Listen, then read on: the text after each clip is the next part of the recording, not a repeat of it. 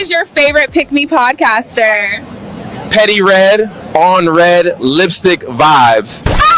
Who is your favorite Pick Me podcaster? That cheek Petty Red. On my mama. I heard Petty Red is a Pick Me. She ain't no pick me. She was raised by her daddy. They watch, they hate, then they copy. Yeah. It's deeper than the surface, deeper than the grind. I just wanna know what's on a real man's mind. Yo. I ain't tryna guess you, stress you, or finesse you. Petty Red just wanna bless you. See what's really in your mental. Not the armor or the mask that you wrestle, but that inner voice that whispers when it's gentle. Got my ears wide, heart open, no shade, so focused. No judgment in this room, you can express your pain. Tell me what it's like to carry all that weight. Be the rock, the leader, but still feel the strain. Talk to me, king, I ain't here to fix, just here to stop, soaking every bit. You ain't gotta rhyme it or keep it slick. I'm listening deep, I wanna hear what makes you tick. Blueprint to a man's thoughts starts by listening. Let him speak truth, no fear, no imprisoning. Open space, real talk, red, just vibing here. Trying to know the heart that beats beneath the man's skin. Yeah, I just wanna know your mind. Every corner, every climb. You ain't gotta hide behind, just let it go, take your time. Tell me about your fears and flaws, your hopes and desires. Did your past teach you silence or teach you to clutch? What do you dream when the world ain't tough? What do you need when strong ain't enough? Where's the joy that you bury in the grind? What fears dance in the back of your mind? Who taught you love? Who taught you war? What's the wound you still trying to ignore? You ain't soft for expressing what's inside. That's king energy, that's real pride. Petty Red ain't scared of your tears or your cries. I'm here to witness, not just ride. Blueprint to a man's thoughts starts by listening, not by pushing, pressing or conditioning. The space sacred, this bond glistening. Truth in your tone, I find strength in it. Yeah, I just wanna know your soul, not just what you control. This ain't no casual stroll. I'm here for the truth, yeah, the whole truth. No interruptions, no should have said. Just say it raw, say it how it's in your head. You ain't gotta bleed, just speak your mind. I hold the story, every word you said. So when you ready, I'm still here. A woman with ears that don't just hear. I build temples with your truth, cause knowing you, that's the proof. Blueprint to a man's thoughts starts by listening.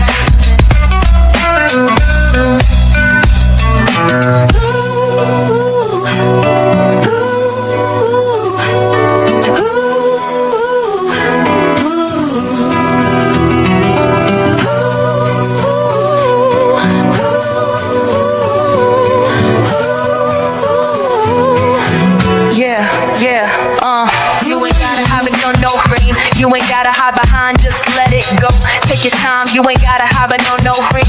You ain't gotta hide behind, just let it go. Tell me about your fears and flaws, your hopes and desires. Did your past teach you silence or teach you to clutch? What do you dream when the world ain't tough? What do you need when strong ain't enough? Where's the joy that you bury in the grind? What fears dance in the back of your mind? Who taught you love? Who taught you war? What's the wound you still trying to ignore? You ain't soft for expressing what's inside. That's king energy, that's real pride. Yeah, I just wanna know your soul, not just what you control. This ain't no casual stroll. I'm here for the truth, yeah, the whole truth. No interruptions, no should've said. Just say it raw, say it how it's in your head. You ain't gotta bleed, just speak. Just speak.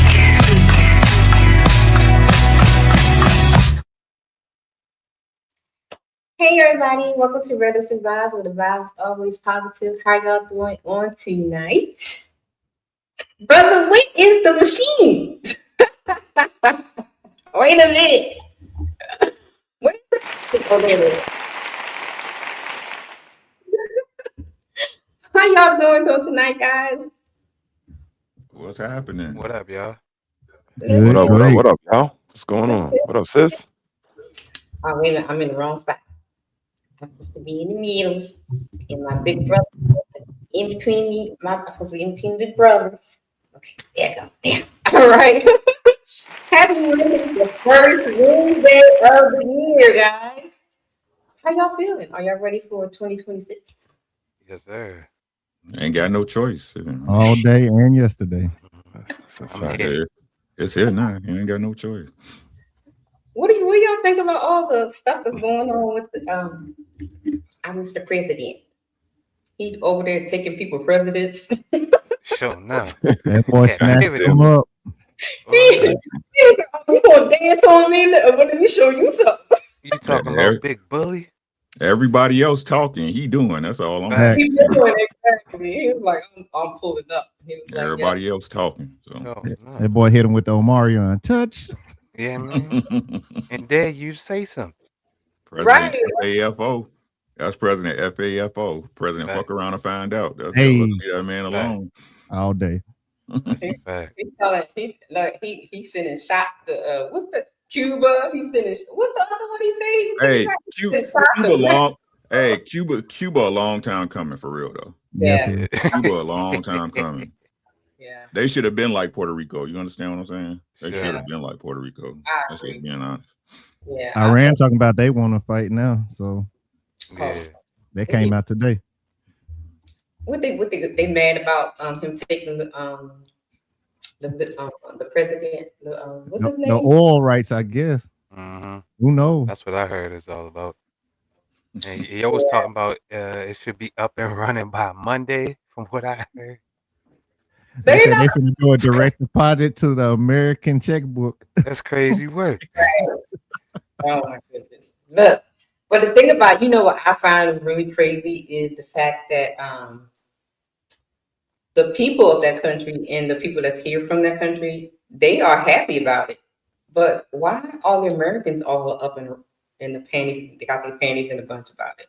Because they're idiots. Because they're idiots. Yep. And I ain't gonna lie to you. It's like, what's up, man?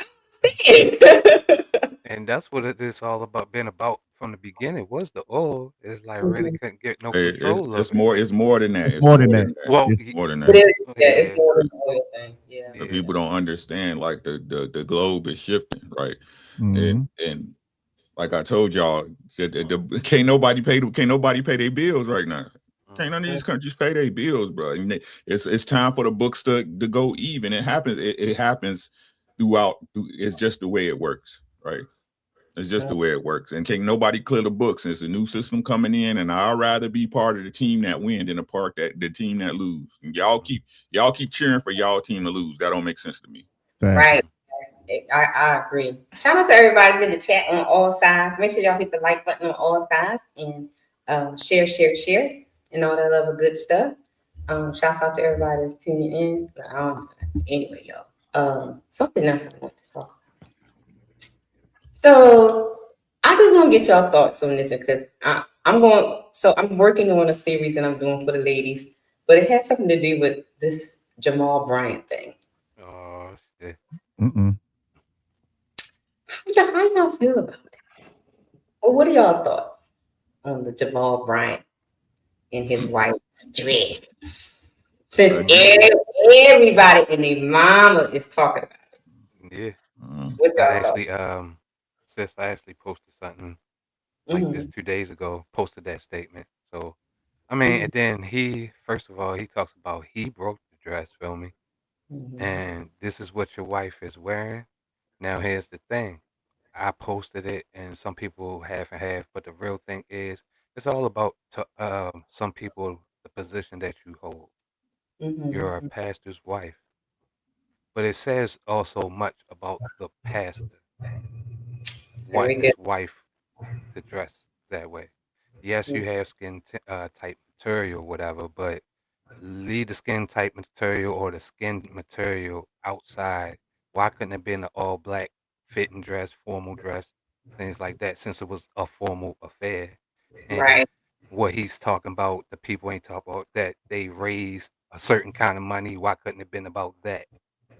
You wanted it to be about that dress. That's why you brought it, bro.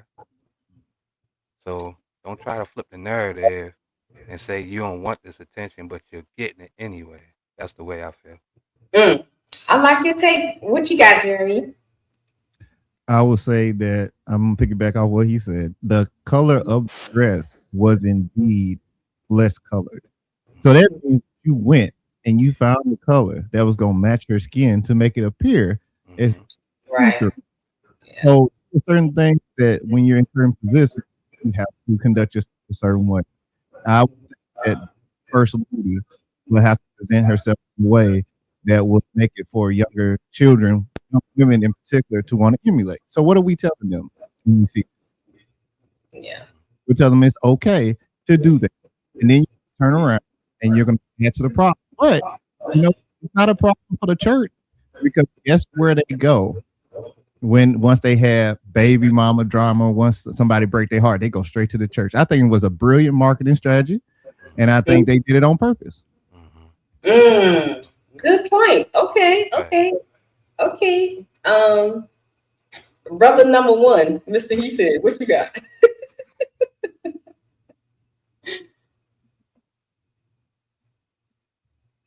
You on mute? You muted, big dog. Sorry, y'all. We talked a little bit about this last night. It's that Jezebel spirit for me, and I'm not relegating or delegating it to either one. I think it's in both of them. I saw a little bit of rhinestone and bedazzle around his collar when he was standing up there defending that foolery. So for me, it's the Jezebel spirit, and I don't know who got it more, him or her. Oh, okay. That's a whole other conversation. That's a fact. Big brother number two. Okay, ma'am. The black mega church needs to be destroyed and discarded as a whole. Oh, thank you. I approve that message. I approve that message. Yeah. Anybody who invests their time or resources is an idiot. I don't care. I'll tell them to their face. Trying to, y'all know what it's circular because it's true, right? People extend the grace that they expect. Yes. They cool with it because that's how they want to present themselves. Like, and it's so ironic that how they did it is the way people operate, especially nowadays, right? They do something, it's apparent of what it is, and then they come back like, oh wait, I didn't mean for it to look like that. Like you got a flesh colored dress in there. Like I said, I had to look hard to see if it was her skin or not. Exactly. Damn sure was looking, bro. It got obvious mapping of blocking her coochie and her booty off. This is the pastor's wife, but when your husband's gay for real and y'all just putting on the show.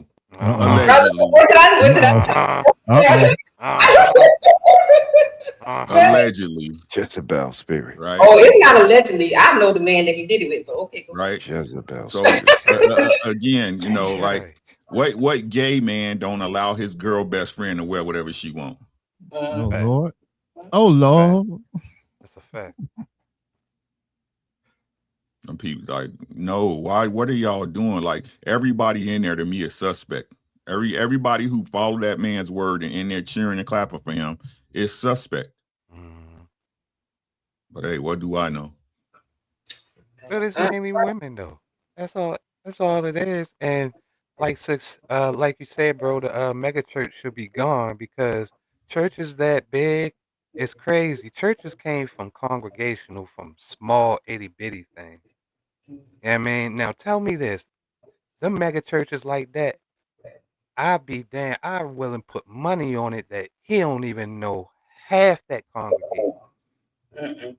And if he do, I'm gonna have to take some of it back because most of them are women, and he'll probably go out his damn way to know everybody's name just because of that. I'm gonna say it. I'm sorry, Ray. Preach. Say it. You know what I mean?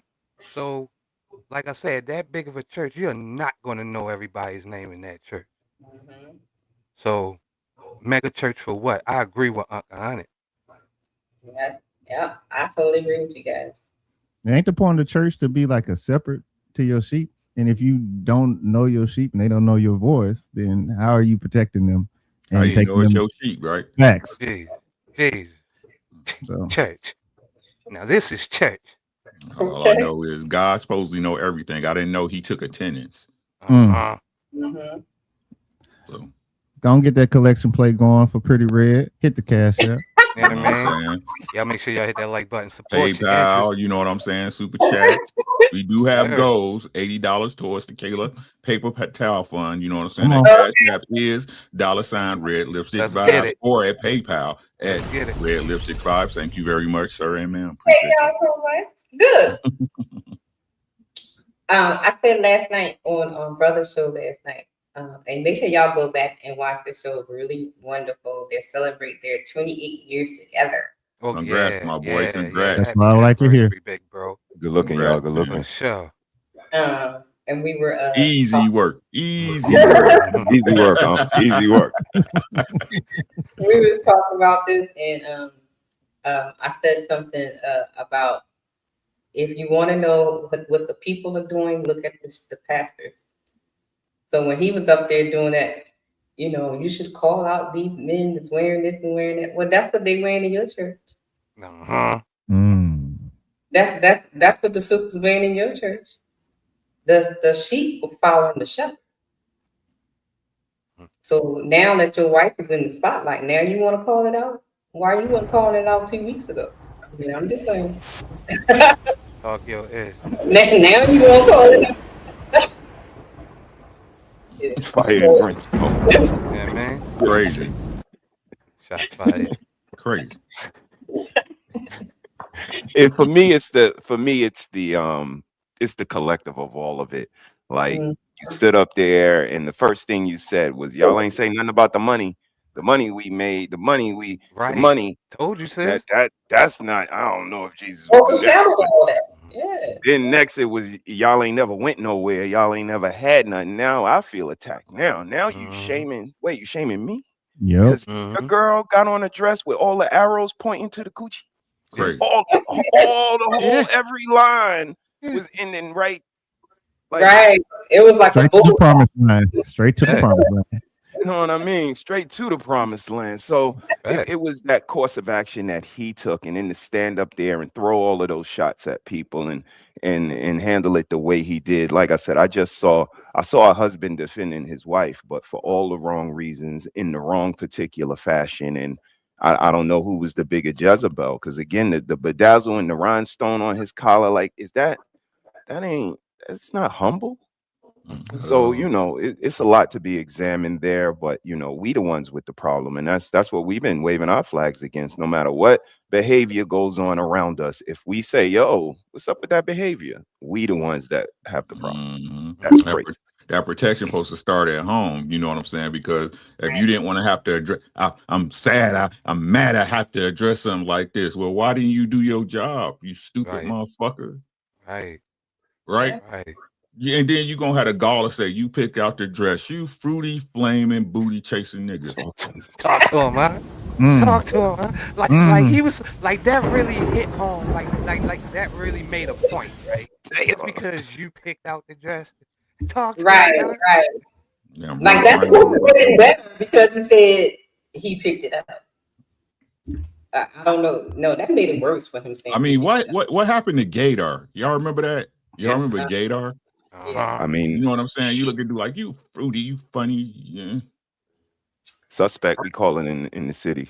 Man, moving a little suspect, B. But maybe that's why he got his wife out like that. Too busy looking at the curves, and he missed the big picture. Man, he trying to get his girl cooked. That's what he's trying to do. He's trying to get her cooked out. That's what he's trying to do. Trying to get him a big black buck back to the house. That's what he's trying to do. Oh Lord. Allegedly. But did he tell Cam Newton he has some pretty legs? Yep. Oh. Yeah. Here we go. Lord Jesus. Legs crossed like his name elevation? was Jada Pickett. You see what I'm saying? Facts. With some culottes on. Then he has some issues with some men before. Oh yeah, child. Yeah, it makes sense. I mean, And then he made a public statement in the pulpit, said, "I bought the dress and I like it, and she ain't married to y'all." Well, if she's not married to us, then why are you showing her off to us? Right, that part. Advertise. And his brand of preaching is prosperity preaching. And I don't know if y'all know what that is, but that's when they use the law of attraction. They literally use sociology to make you want to come in and say, God wants you to have the American dream. God wants you to have all desires of your heart. God wants you to have all this, everything here on earth. And they build emotional storytelling, and you come for the story, and you put in, and then you mess around, and they live in the dream. Yeah. So, Still putting in. Give it to the hustle, yeah. Oh yeah. Wanted you. God want me to have this jet. God want me to have this Rolls Royce. God want my wife to be out here in new skin clothes, looking good, curvy. No question. I never knew God took attendance. That's all I'm saying. Right. Right. Speaking of, I've been hearing. Well, first. I gotta play Mr. Caleb first, y'all. Y'all see the goals scrolling at the bottom. Ricky and everybody don't say what the goals are, but I gotta play Mr. Caleb. Okay. You fell in love with my avatar, that's sweet. Now fall into my Cash App at Red Lipstick Vibes. Legs, I don't walk. I roll into rooms and shut them down. Don't forget to support the Paper Towel Fund on Cash App, Red Lipstick Vibes. Y'all heard Caleb. Okay. I've been hearing something in these YouTube streets. Men, are girls not interesting? Are women not interesting? No, not usually. Really? Yeah, not typically. No, not typically. Not typically. I saw a little clip. It's only 13 seconds. But I just wanted Miss Lifty with the little Gen Z said. I really don't find girls interesting. A lot of girls are not interesting, man. That's the number one.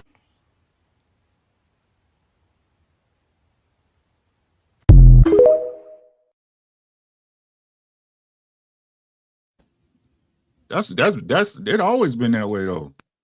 That's a fact. To me, why y'all think we're not interested?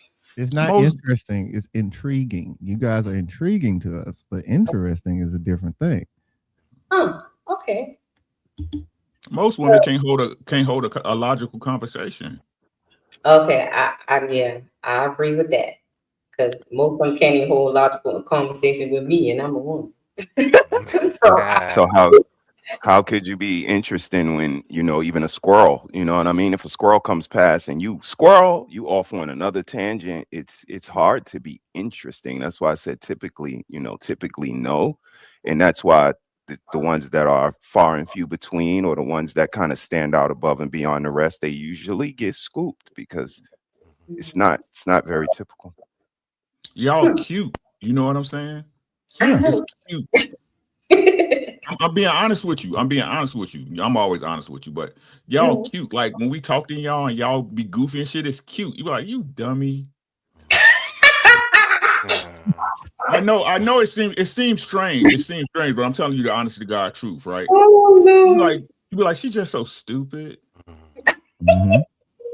Listen to what I'm saying, right? That's why we be trying to help them out. We want to get away from these streets. Right. You know what I'm saying? Like, you cute. You know what I'm saying? Interesting, no. You're cute. There's a reason why girls get in the club for free, because they pull the attention of the men to come in. They're intriguing. They are compelling. They make you curious. And in some cases, they're worth digging into. Take that how you want to take it. Okay. They so cute, like lovely. Like, you have no idea. I mean, the different characteristics, if you think about it, naivety, dingy, those things could be some of the characteristics. Even in the 70s and the 80s, again, being a blonde was associated with being dingy. You know what I mean? And now that's like the proclamated color. So it's like everybody's walking around here on a lower vibration mentally. because of, you know, the aesthetics that America has adopted, and that dumb blonde trope has never went away. Yeah, I can see that. Yeah. Now I don't think they're stupid. I think they are manipulative. A lot of them are. I think they're smarter than they put on sometimes. That's because- yeah. It's not that they tactical. That's the word. Yeah, that's the word. Yep. Tactical. Right, ladies, tactical. Dropping a handkerchief, choosing signs. Yeah, that's very tactical. They tactical, right? That's why I don't understand. Like, it's this argument between emotional and logic. It's a combination of both, but they're very tactical, right? The worst thing you can have coming at you is a woman on a mission. Facts. Right? Okay. Every man knows this. If that woman gets fixated or she's a stalker or some stuff, she would make your life a living hell. They're very tactical, right? They understand emotional responses. I can do this to make a person do this, and or I can say this to make it seem that way, right? Or I cannot say this to infer that I don't know what you. Yep. And that's why I couldn't agree with that initial point that, you know, they don't know. They know exactly what they're doing, especially once we become, you know, card carrying adults. They know the manipulation and the tactics. We know. But we just know who we could do it with and who we can't. Talk to him, bro. So there's something else I heard the other day on his channel, when he said that you guys supposed to lie to the women. Didn't we have this conversation before? I know, but I saw something. You seen that movie A Few Good Men, right? With Jack Nicholas and Tom Cruise. You seen that movie, right? I didn't. You can't handle the truth. No, I didn't see that. Damn. The relationship don't get the relationship don't get rough until I tell you the truth. Facts. Right. It gets even worse when I tell you the truth about yourself. Facts. And sometimes y'all ask questions you don't want the answers to. But you want to to ask you get the see truth. what he's going to say. Right. And then when you get the bomb, sorry, Jeremy, I'm sorry, bro. Yeah, that one got me. Go ahead. But say it again, Seth. Somebody. Go ahead. Oh, okay. Yeah. One of y'all, goddamn. I tried to give him room. I My bad. But no, I mean, just doing that. That's, I don't know. I done lost the train of thought now. See, just spit it out. I was gonna say, like, if you like, they asked, "Hey, do I look good in this?" And you know she don't look good in this. You do not want to hear, "Hey, look, your rolls are showing. You need to go put something else on." You feel me? Or if you know you're in a relationship with somebody and you say, "You only got eyes for me. You only look at me. You only want me." No, you don't want to hear it. No, I was just looking at the girl at the stove. You don't want to hear that. Perfect, Jeremy. You just walk right into my trap because I saw something. I thought it was very interesting, right? We're gonna watch when the men tell the truth. Where is it first? Oh, here it is. Let's see what's it. Why do you look 50 and you're 24? What? What did you say?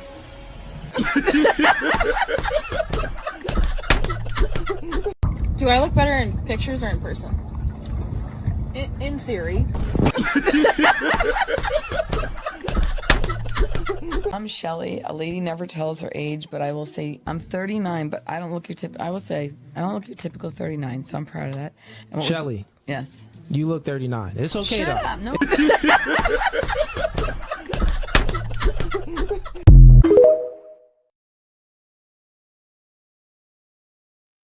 What would happen if we start telling the truth?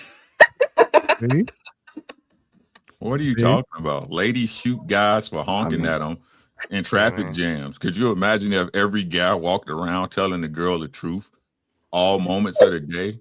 Yeah, that wouldn't be pretty. Hey, first and foremost, all mental wings in every hospital will be fulfilled in a matter of an hour. It wouldn't be pretty. Y'all, I mean, just if the truth shows itself, is going to be very unique because, you know, like brother allude to all the time, we lie to each other. We all fall for a bunch of lies, and after a certain amount of time, now the veil starts to fall. Like the truth starts to show itself. I ain't got to say nothing. I see what I'm dealing with. You see what you're dealing with, and then if I mention it or we bring it up, it becomes a problem, and that's because the truth showed itself versus us sitting down and trying to get to it in the beginning. But I just be talking though. Hey, which lie we gonna believe today? I'm trying to tell you, and that's all it be.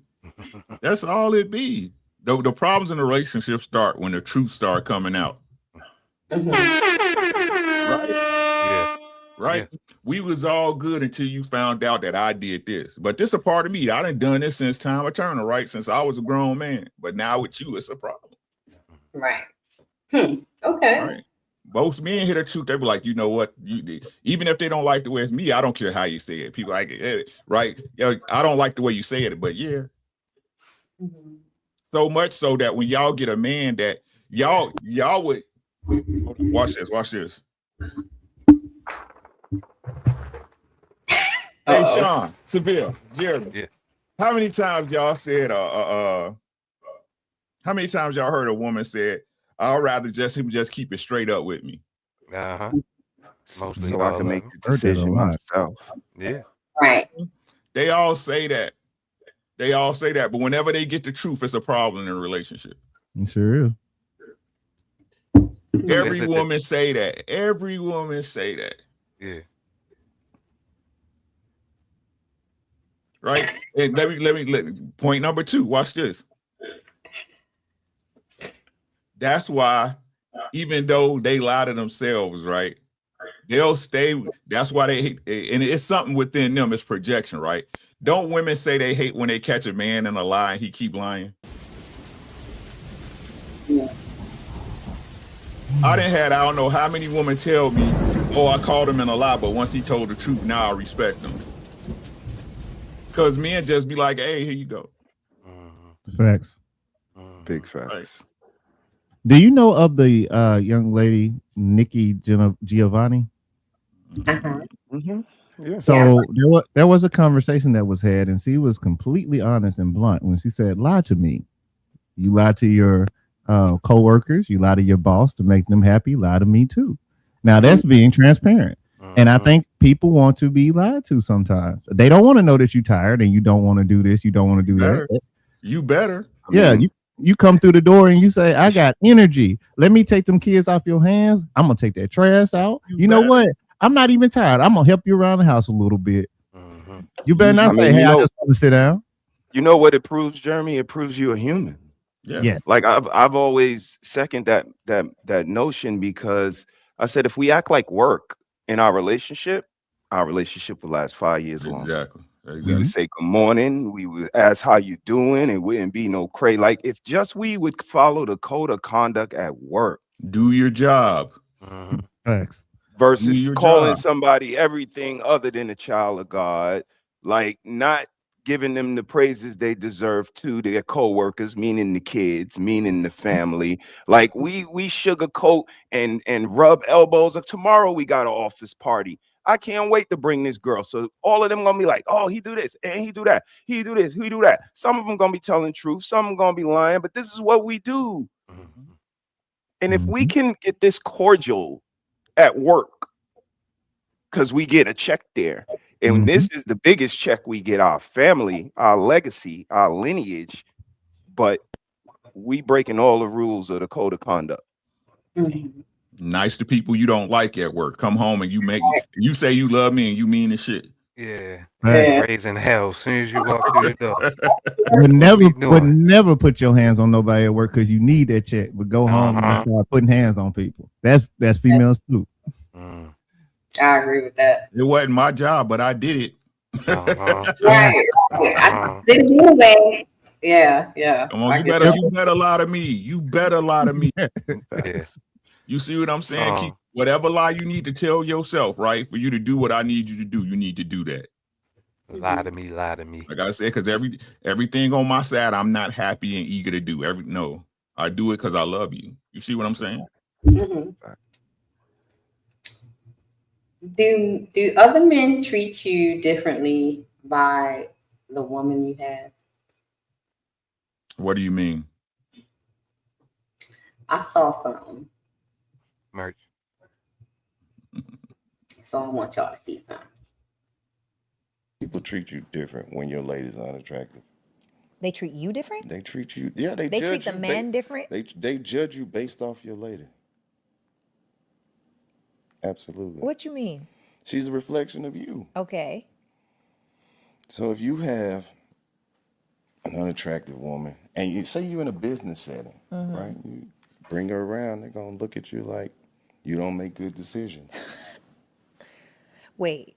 You're saying if you're in a business meeting and your woman comes in and she's unattractive, they think you don't make good. What if she's smart? Men don't do a lot of business with men who are like, who that's your thing. Like you have 4, 5s, and 6s around. You can get a lot more opportunities as a man from other men if they know that you're a guy that brings around a nice atmosphere when you're around. Like you, the guy that all the women like. Yeah. He's gonna get some opportunities based off that. Dang. Believe it or not. Dang. Yeah. You know those guys in the NBA that sit on the bench? Why you think they still on the bench? They bring something to the table. It's just not what they want to put on the floor. Dang. Absolutely. They just. Dang.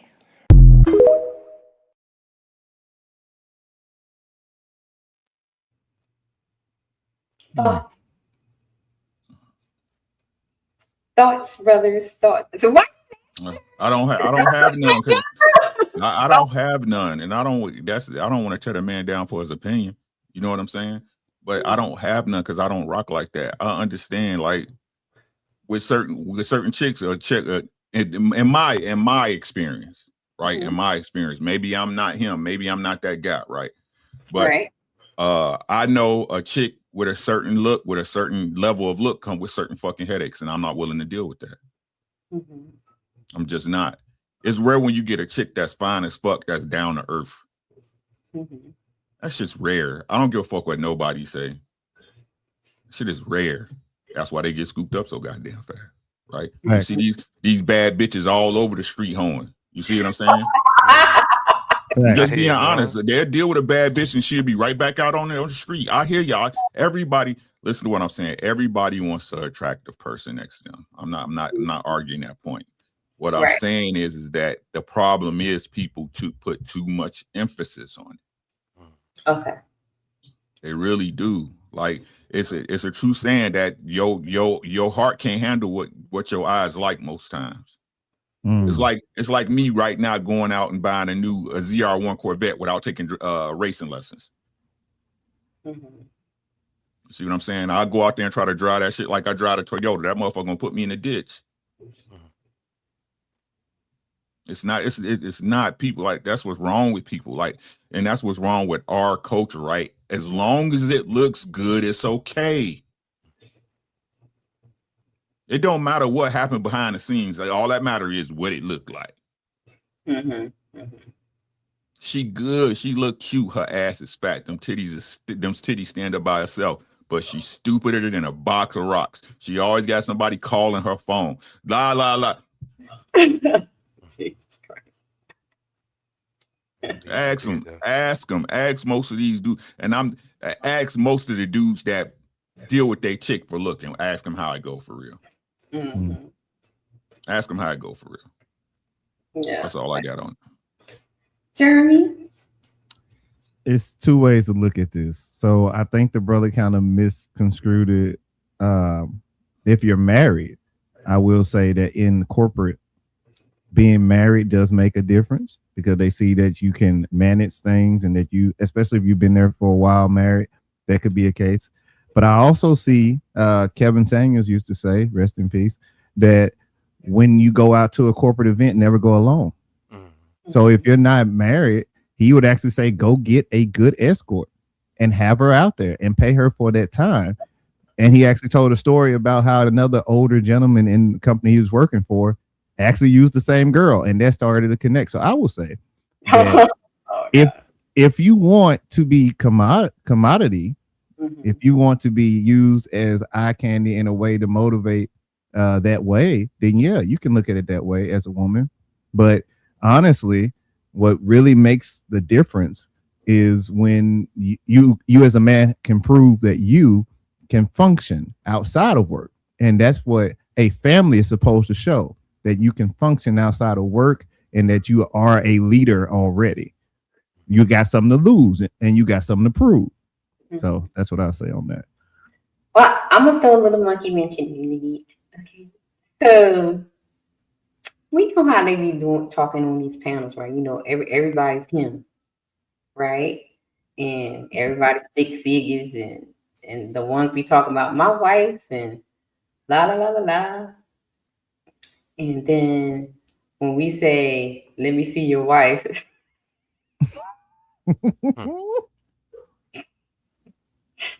Or we found out a picture of their baby mama.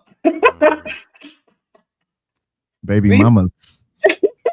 She looks like a whole gorilla. But you on these panels trying to down other people and fuss at people and tell them what they're not doing right as a man or stuff like that. And then when you present your wife or baby mamas or whatever, they're like, well, wait a minute, I thought you was him. So what the guy said on that clip has some kind of validity to it based on that scenario.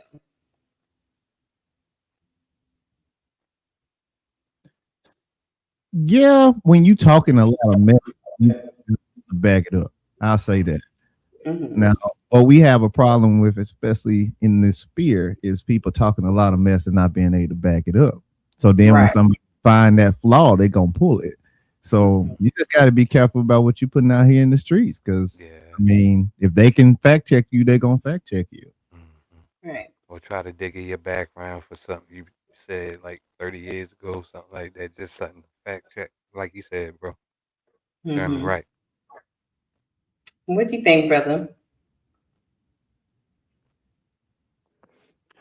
I mean, you know, I guess it got some validity to it. Arm candy is arm candy, and it has its positives and its negatives. But like brother said, you know, once you get in the door, you know, it's you that's gonna keep you there. But in the corporate world, family, marriage, being able to be perceived and portrayed with a certain maturity, it's favorable at times. So you know, Okay. that's what I got. All right. So we finished with the icebreakers. We're not going to be here long tonight. We have I'm not feeling too good right now, and everybody's everywhere tonight. So not coming for long way because I know everybody's fine.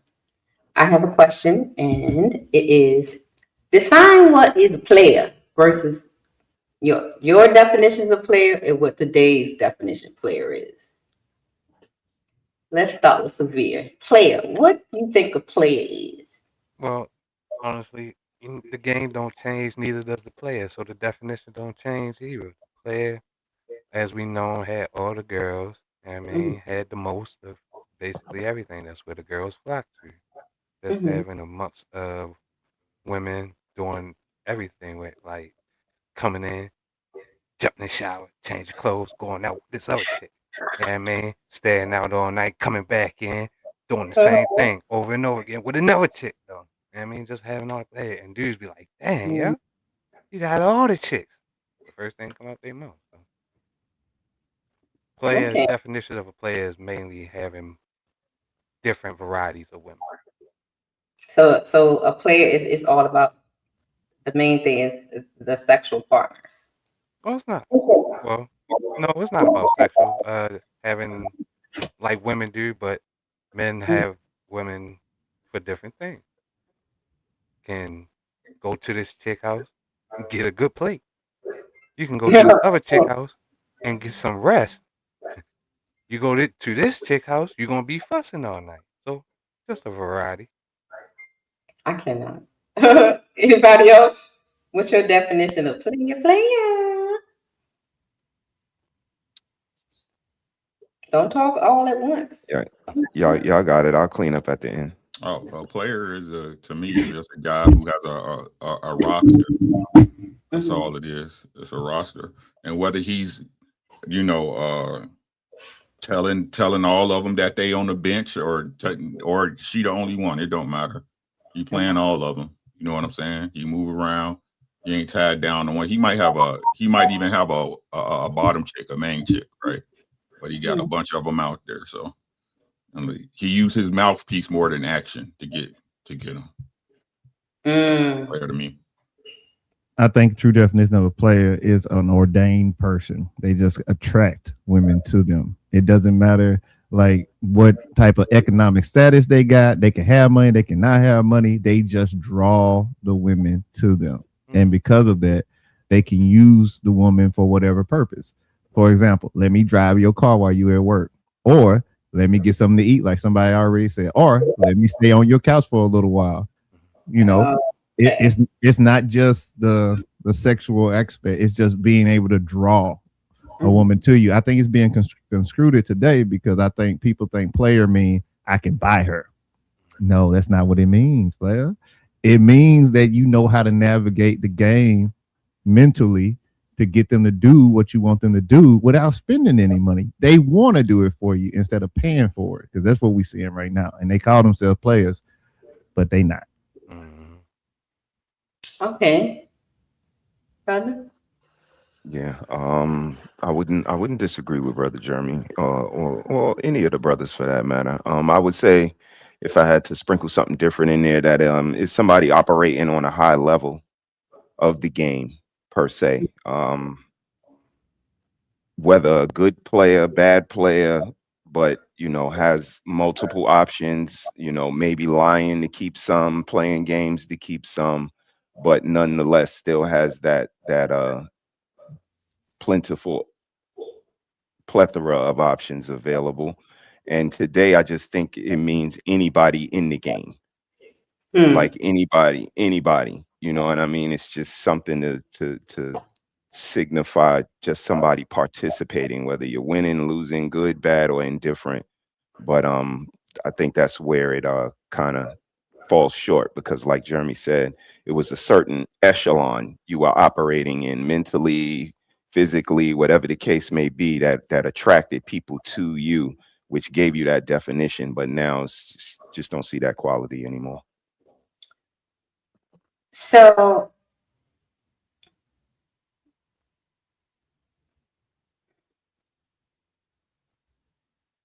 do you guys think that like in today's, like if you look at the so-called players and whatever today, do you think that they have the upper hand on the women, or it's becoming a liability, them being a player with these women? Because the women are different now.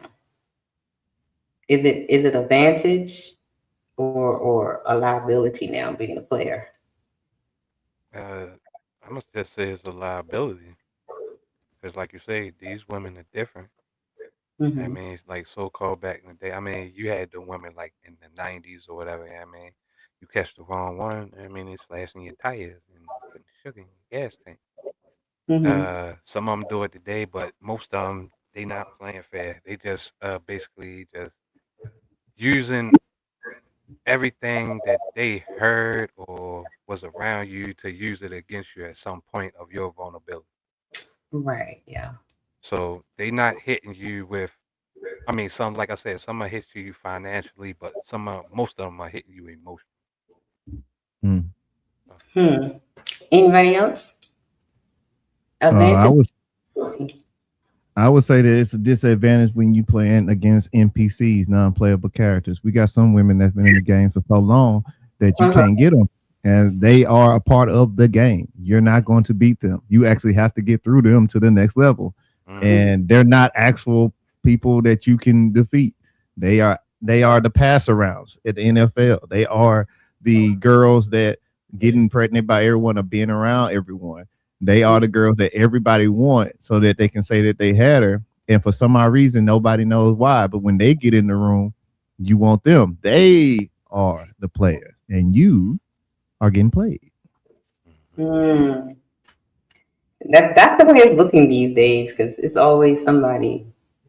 The guys seem like they're getting played by the ladies out here in these streets. Yeah, what was that girl name? The girl that got caught with Offset. She put a video out of sleeping with him. Yeah, that was I was about to say, like this is one of the leverages that women have now. They have social media, which is a permanent record. You got the DMs, you got the chats, you got the videos, they can catch you up. Mm-hmm. So it's like, it's like, if you want to be a player, you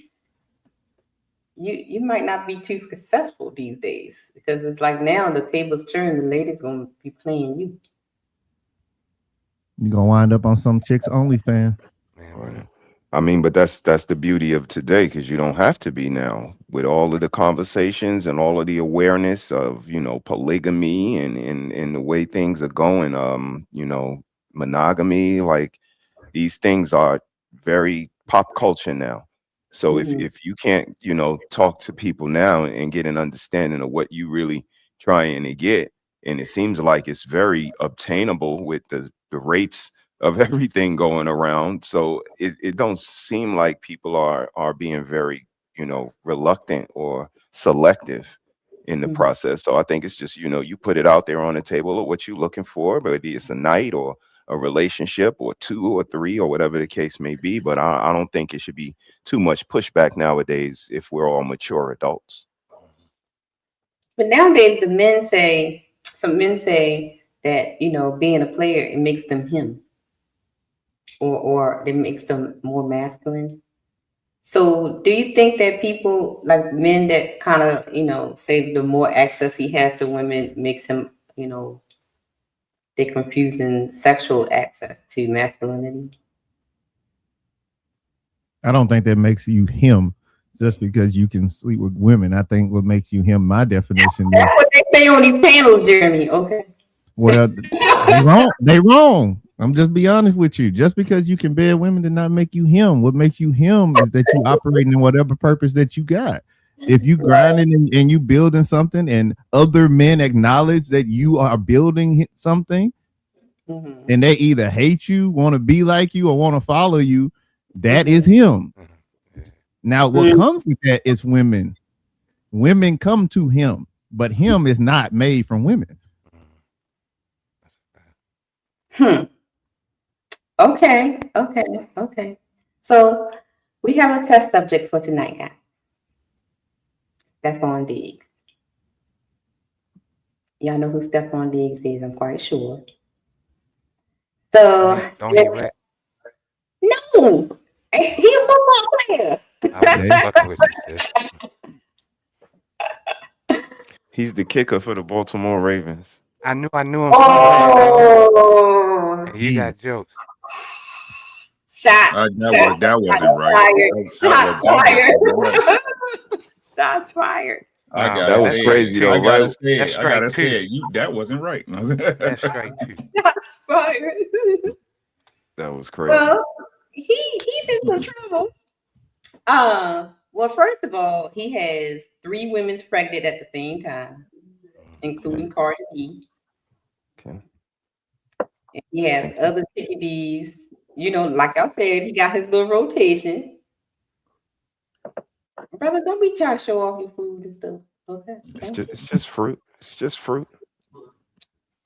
Okay. Because I'm jealous.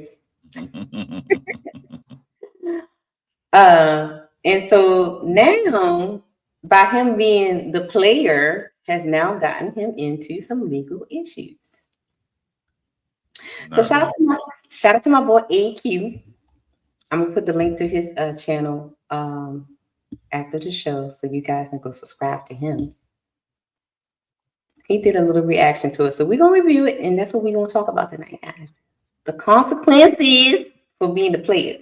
Let's see what's happening. It's a different time, a very emotional time. Taken back by some, things that's been going on. But I want to be here to say sorry I wasn't available for those couple of days. It's a different kind of time, but dealing with everything. It's definitely an open case, so I can't even say anything about it. Regarding football, I'm gonna continue to be the guy I've been. trying to finish the season strong. It's definitely it's a good team on the other side of the road, you know, in the good heat. But going in with the right mindset, I'm gonna keep the same mindset. I've been a leader on this team. I've been the same person this whole time. I don't expect no changes from me. So. Now you see now, you done fucked up. You know that, don't you? This situation is crazy, bro. Fellas, this is exactly what I mean when I say being a player is not what it seems. When a man is a player, a man is going to have all different types of chaotic women coming after him for his energy.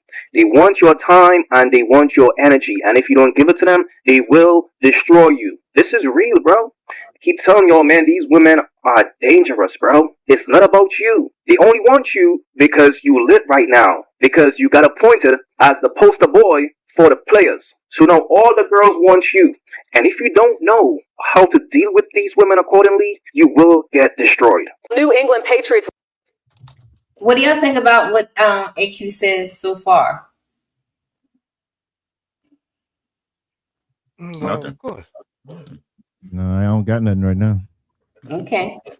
All right. Let's look into the trouble that him being a player has gotten him into. Lord have mercy.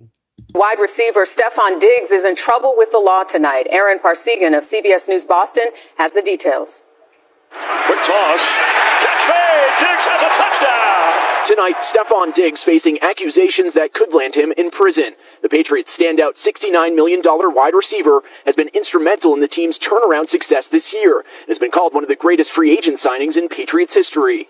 Diggs is now facing charges of felony strangulation or suffocation and misdemeanor assault and battery. This stems from an incident on December 2nd. In newly released court documents, a woman who worked as Diggs' private chef says during an ongoing text exchange about money owed, Diggs became angry and smacked her across the face. She says Diggs then tried to choke her using the crook of his elbow around her neck and held her until she felt like she could have blacked out. What do you think these allegations and charges do to this team that has such high hopes entering the playoffs? The commissioner, Roger Goodell, could place him on the commissioner's exempt list, which would essentially be a paid leave. That decision, though, only falls to Goodell. The Patriots have no say in that. The New England Patriots said in a statement that Stefon categorically denies the allegations. We support Stefon. Stefon Diggs diving for the pylon. Touchdown! Diggs is a star on and off the field. He leads the team in catches and yards, and he and his girlfriend, rapper Cardi B, recently welcomed a child together. These allegations come as the Patriots have one of the best records in the NFL and are playoff bound. Stefon Diggs is one of the few players on the roster with playoff experience, so it would be interesting to see how the offense is able to navigate his potential absence. In a statement, the NFL said it's aware of the matter and offered no further comment. Diggs is scheduled for arraignment on Friday, January 23rd, which is just 2 days before the AFC Championship game. If convicted, Diggs could face up to 5 years in prison. Drika. Aaron Parsegan, thank you so much. So apparently, Stefon Diggs is being sued by his chef. And it seems like he was also smashing the chef on the side. Because apparently he allowed her to move in with him. And look, the chef got a BBL. I mean, let's be real. Now, I understand the position Stefon Diggs is in. You got to think. He's in a position where all these women are after him. So he's just out here having his way. He's smashing her today. Then he's smashing her on Tuesday. Then he's smashing her on Wednesday. He's really living a player life. But once you choose to live a player life, if you are not extremely careful as a man, it could ruin you. This is real, bro. This is not a joke.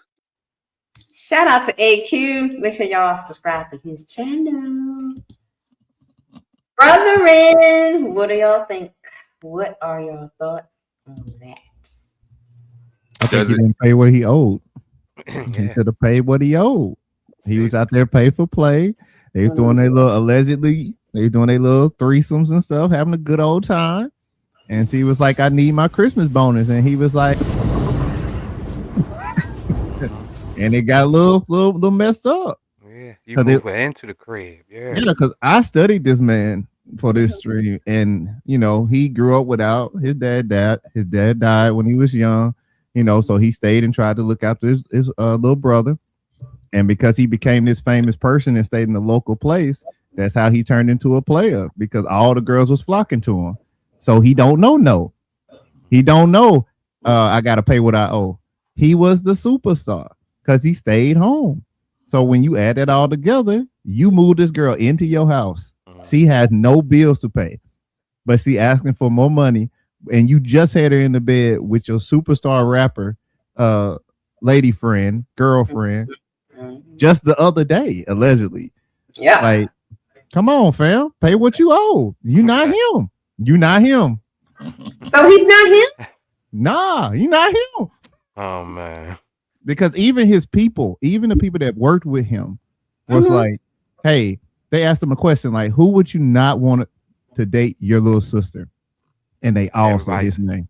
Oh yeah, they did. Now if you him, then that means they should be like, no, please take her. No. So no, he not him. He never was him. He was a local superstar. So you wouldn't think, but he's still considered a player, right? Because he said he has all the things that you guys said in the beginning. You know, the rotation and all that kind of stuff. The women. Nobody said it was a positive. Yeah. Nobody He's not him. See, that's how y'all be telling on y'all selves, ladies. That's how y'all be telling on y'all. I'm just asking the questions. No. I'm just asking the questions. BZ, what's happening? What's good, chat? Make sure y'all smash the like button. All that. What up, BZ? Support the content, man. Thank y'all for having me. I gotta get up out of here. I gotta get ready for tonight. Hey, stay safe, man. Stay safe, my boy. Yo, Sabir, I'm getting some paper. I ordered it. It's gonna be coming, and I'll let you know when it touch down. I'll let you know, and then we link up. I appreciate you, bro. You know it, bro. I got you. Y'all. Yep. I'd rather we could go ahead. Who? Okay, so we said that we all, I should say, we came to a conclusion, right? That those things make you a player, right? Mm-hmm. That we just talked about. Who validates that? I guess the men. Other men. How? How can you say it's the men if you don't know? I said I guess the men. I don't know. How? What does another man receive besides kudos or admiration or negativity, right? Because if you go okay, I see what you mean, because the men determines the woman's value. So I guess women would determine whether if the guy's the player. Could he be a player if they didn't allow access to them? No. Why does he have such easy access to them? Why would you think? Because he has what they want, whether it's like money. What is that, would you say? What is that? Yeah. I don't know, swag or something. that could be something, but again, most women, when they deal with men, deal with what? They want the tangibles, correct? Right. It will be the money, the fame, the be seen. Right. The status, right? I'm dating Stefon Diggs, girl, right? Even though most women say they don't share, right? But look. Right. They're definitely sharing them because he. So who is he him to? At one time. Right. So who is he him to? To the women.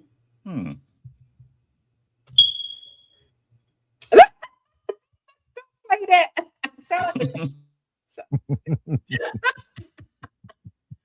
Okay. I'm glad you say that, because that was one of my questions. Are modern women actually rewarding players? Yes. See, I'm just, asking the questions. Yes. See. I mean, yes. How could it even be possible for the men to validate him as a player? Again, like, men, we're not man-centered. Like, we're men, but men don't determine or drive who we date or if we continue to date them or not. You know what I mean? Don't y'all determine who's high value? I think, but don't do this. Don't do this. He said men determine who's of a high value. Says who? That's what he said. That's an opinion. Says who? Oh, okay. Yeah, I said that's my definition of him. I was going toward the positive side. Okay. As far as players is concerned, There's no real way to know. We know who we don't want to date, people that we, find significant, like our sisters, and our little cousins and stuff like that. But I mean, the only clear case I've ever seen is that other football player, the one that got the Heisman Award, and how the girl didn't want anything to do with him, but the brother was like, you better get yourself back over there and get that lick. That's the only dude I've ever seen validate. And really, is he even a player? No, he was a lick, right? Yeah. I mean, I just did a show. I think the name of it was "You Could Give a Lame Money, but all you got is a lame with money." And again, look, what was the argument over? Why do we even know this happened? Because of money. What he's supposed to have. Yep. So again, what does that even look like? Like, give me the money that you said you was gonna give me the other day. No. Why? Because of your morals? Oh, it's not right to pay you. You're a whore. What does that look like? So again, this is why we even here, because it's all smoke and mirrors. He might be the best player on his team, and I don't even know who he is. So kudos to him. But even with all of that, she wanted some money and he didn't want to give it to her, to the point where he choked her out, and now we hear about it. So he ain't got that much money, because he'd have just peeled her off and we wouldn't have heard nothing about this. But the sports now come into play for me, because this is the conversation we had, sis. Like sports, football, particularly like America's game and what everybody got their kids in, Friday night lights, Saturday college, Sunday, Monday, Thursday, NFL, and it ain't producing none of the qualities or characteristics of football. These boys are horrible, and their parents are even worse, because if y'all just demons putting these boys in there because y'all don't want to watch them or read to them or feed them nutritious food, that's even worse. Because if y'all not sleeping with the coach, y'all putting them in there and they not getting none of the qualities from it. You don't notice it when he come home and he's still selfish and he's still putting his hands on people, and he don't know camaraderie, and he don't know teamwork, and he don't know selflessness. So you know me, sis, I'm a sports guy, but I took those qualities, and he's the man on his team.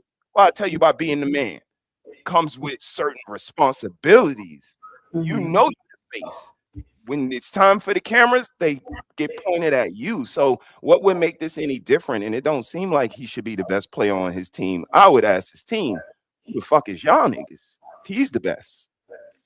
Well, what in that case, like, should his personal life overshadow his on the field action?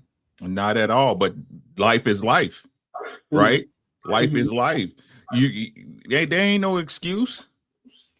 What's the excuse he gonna give? Oh, I'm sick. The only reason y'all talk about me is because I make all this money. Right. Yeah. That come with it. Right? I keep trying. Hey, everybody know, Pookie. Everybody know. They don't want to admit it to themselves, but everybody knows. We are grown adults. Every single one of them knows, right? And part number 2, right? Would you want to be Stefon Diggs? With all his fame and his money, and he able to hit would you want to, even with that much money, Cardi B? That's too many strange things going on. They got too many strange things. That's too many spirits. They tell you they character. You can tell that dude character by the woman he with. You can tell that dude's character. We're synergistic, right? We're yin and yang. Yeah.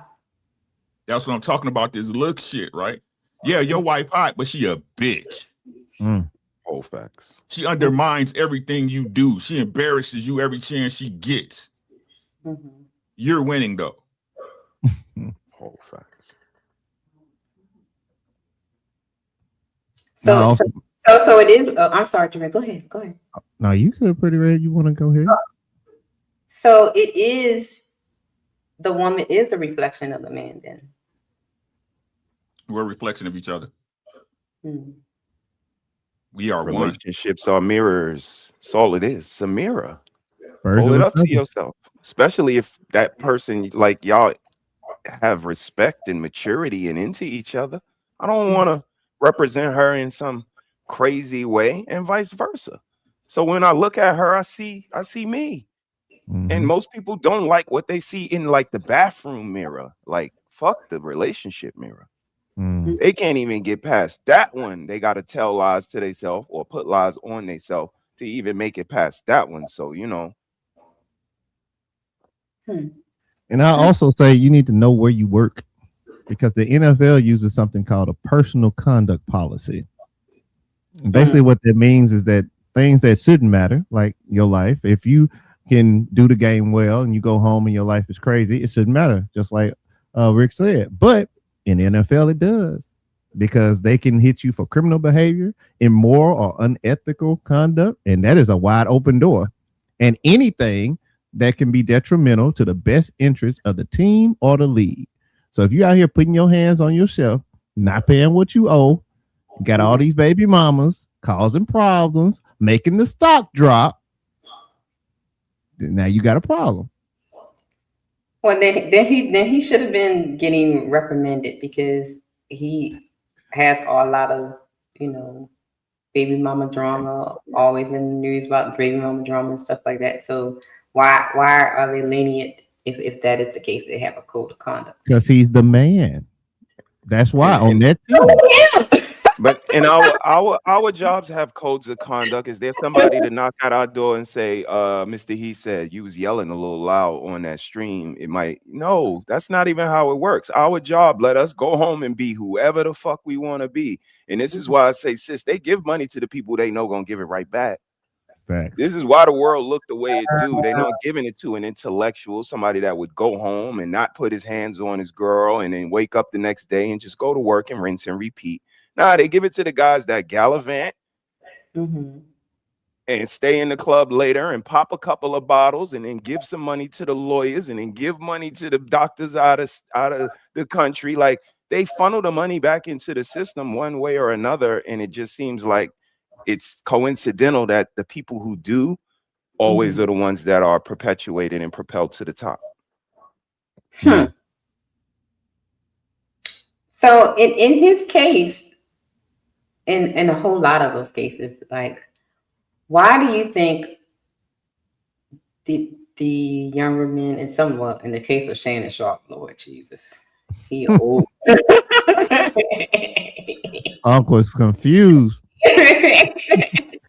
Because I started to add him into the call. I was like, man, he a whole nother something he wanted, and she said, "I'll dress up and pretend to be whatever you want me to be." Can't teach your old dog new tricks. No. Coochie still got power. Coochie still got power, goddamn. Okay, I'm glad you said that, but okay. I know these people see what's been going on with the women with this, Me Too and I'ma sue you, the suing and the just have a baby for child support thing. Why do you think that they falling for the okie doke? Like, I'm not understanding why they falling for the okie doke. It's not an okie doke. What are you? It's not an okie doke. Talk to him. Because they're supposed to know, like all supposed these. To know what? Uncle Sis, don't niggas still go to jail? That's what he They wants to know do. too. Right, that's what he wants to do. Facts. That's what y'all. Everybody want to make excuse. Ain't no excuse. That's what he wanted to do. He wanted to have a bunch of money. Crying, then he be mad and crying. Then when they end up in court and gotta pay, it doesn't matter. That don't matter. That's you paying the consequence. Hey, when we was talking about free speech with Berlin, right? Yeah. That's the consequences. But he knew what he wanted. He knew what he was doing. They all know what they doing, right? If we talking about validation, that's a totally different story, right? But as far as the actions that's being partook in, they know what they doing, every single one of them. But what would drive a man to want to be like that, like a Stefon, Coochie. Yeah, that's straight up. 290 Nice. pussy. I like That it. nut. I like The honeycomb. Snappy nappy dugout. Blackberry molasses. So that means that you men's are ruled by the coochie. No shit. It's always been like that. Y'all know that. Didn't want to play like You that don't ain't the deny case. Wars have been fought over one and just We've never one. denied it. Not once have we denied it. Let's go. Let's get to the story, right? So how I tell you the nature of women, right? The defining thing of a man is learning how to fight his nature. So I don't let the pursuit of coochie destroy my life. Okay. It's our nature. The same way when I tell you about women, right? What they gonna try to do, right? They're goddamn they Satan, right? They can't see a man win. They always got to level up and equal to a man. They have penis envy, right? It's against that woman's nature when you get a good woman that fights her nature. Right. Essentially, that's what we are. That's what we are. Like I said, all this other stuff that's been built up around that we've been conditioned by for hundreds of years. Yeah, but at our core, that's what it is. That's why I hate the conversation of how unsafe women are. Y'all have women. You guys have no idea what unsafe is. Yeah. If you allow men free reign over the work, y'all wouldn't be able to deal with it. Y'all wouldn't be able to deal with it. Men fight their nature every day. I'm not saying we should be celebrated or thrown a party, but I'm just telling y'all what it is. But it's funny how, right? We look at it as something men supposed to do, but when a woman does it, she's exceptional. She's one of the very few. You better scoop her up and make her a wife, boy, because there ain't a lot of them out there. And the truth is, if I'm being totally honest, if the world was unsafe, as y'all said, not you, because it's never y'all, it's never you, right? But y'all, them out there, right? Women, y'all be scared to go outside. Yes. I'm just telling you the truth. Y'all have no understanding of the violence that men can produce. None. Right. I mean, and it'll bring us full circle because then they would be locked up in the house, hoping that whoever they next to could fucking protect them if somebody came busting that door down. And that's the game. And that is the game, my friends. And praying that they don't die, because if they die, they up again. Be somebody else waiting to knock your door down. Why? Because they can. Thanks. Because they can. So no understanding, none whatsoever. Y'all cute. That's why I call blueprint to a man's heart. And you know the crazy part about it is we actually regulate the crazy men. That's why you can run around in your Fruit of the Loom or whatever you be wearing, and you know, ain't nothing gonna happen to you. Ain't nobody gonna come up to you and just grab you at the store and be like, "I like that," because they know it's gonna be a repercussion most of the time. Like we are regulated by other men. So so I hear a lot of times these ladies be talking about men don't protect women. I mean, I've never experienced that. I've never so what is the root of, where is that coming from? Because I don't understand why they would say that men don't protect the women. And we hear it all the time. Like, where is that coming from? I don't understand that. They're liars. It's not protecting. That's what they do. They lie. They're liars. You guys lie and make up scenarios so you can leverage against men, not nobody else. Because y'all don't. I mean, y'all say y'all hang out with bears, but I ain't seen one yet, right? So y'all use it for leverage to play on the sympathies of men, and you're very tactical. Very. Word for the night, tactical. Yeah. Write that down, Lena. Tactical. Yeah, it's definitely a shame tactic. And that's actually to keep themselves in power. Like, that's the play. It's so dangerous. Save us. Meanwhile, you can be out at 3 o'clock in the morning, piss drunk, right, halfway naked, and make it home safely.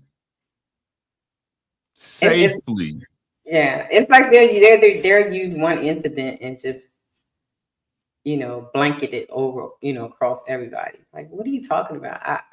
Or the fact that women get the benefit of the doubt, just like that brick lady that was down here. Right. Okay. Shout out to her. Everybody's like, man, that dude did all that. That dude did all that. He didn't do nothing. He didn't do nothing at all to her. Her face all swole up because he ate something she wasn't supposed to eat. And now she's finna go to jail. So it is what it is. So getting back to like guys like Stefon. So if he knows the outcomes to the behavior, and they still do it because Uncle Ricky's being why. So then when the consequences hit him, he can't cry victim, right? No, he won't. He just gonna pay what he owe. When he should have did it at first. But that's the game. See, listen to what I'm saying. That's why I say women validate it. Right? Women validate it because the only reason he was allowed to do it, to get in this position, is because he got the money. Facts. That's the only reason they allowed it to happen. If you think, like I said, if it wasn't, who was the one boy, Sean, and Edwards, right? And Anthony Edwards back in the days, right? You think that woman had that baby because she wanted to?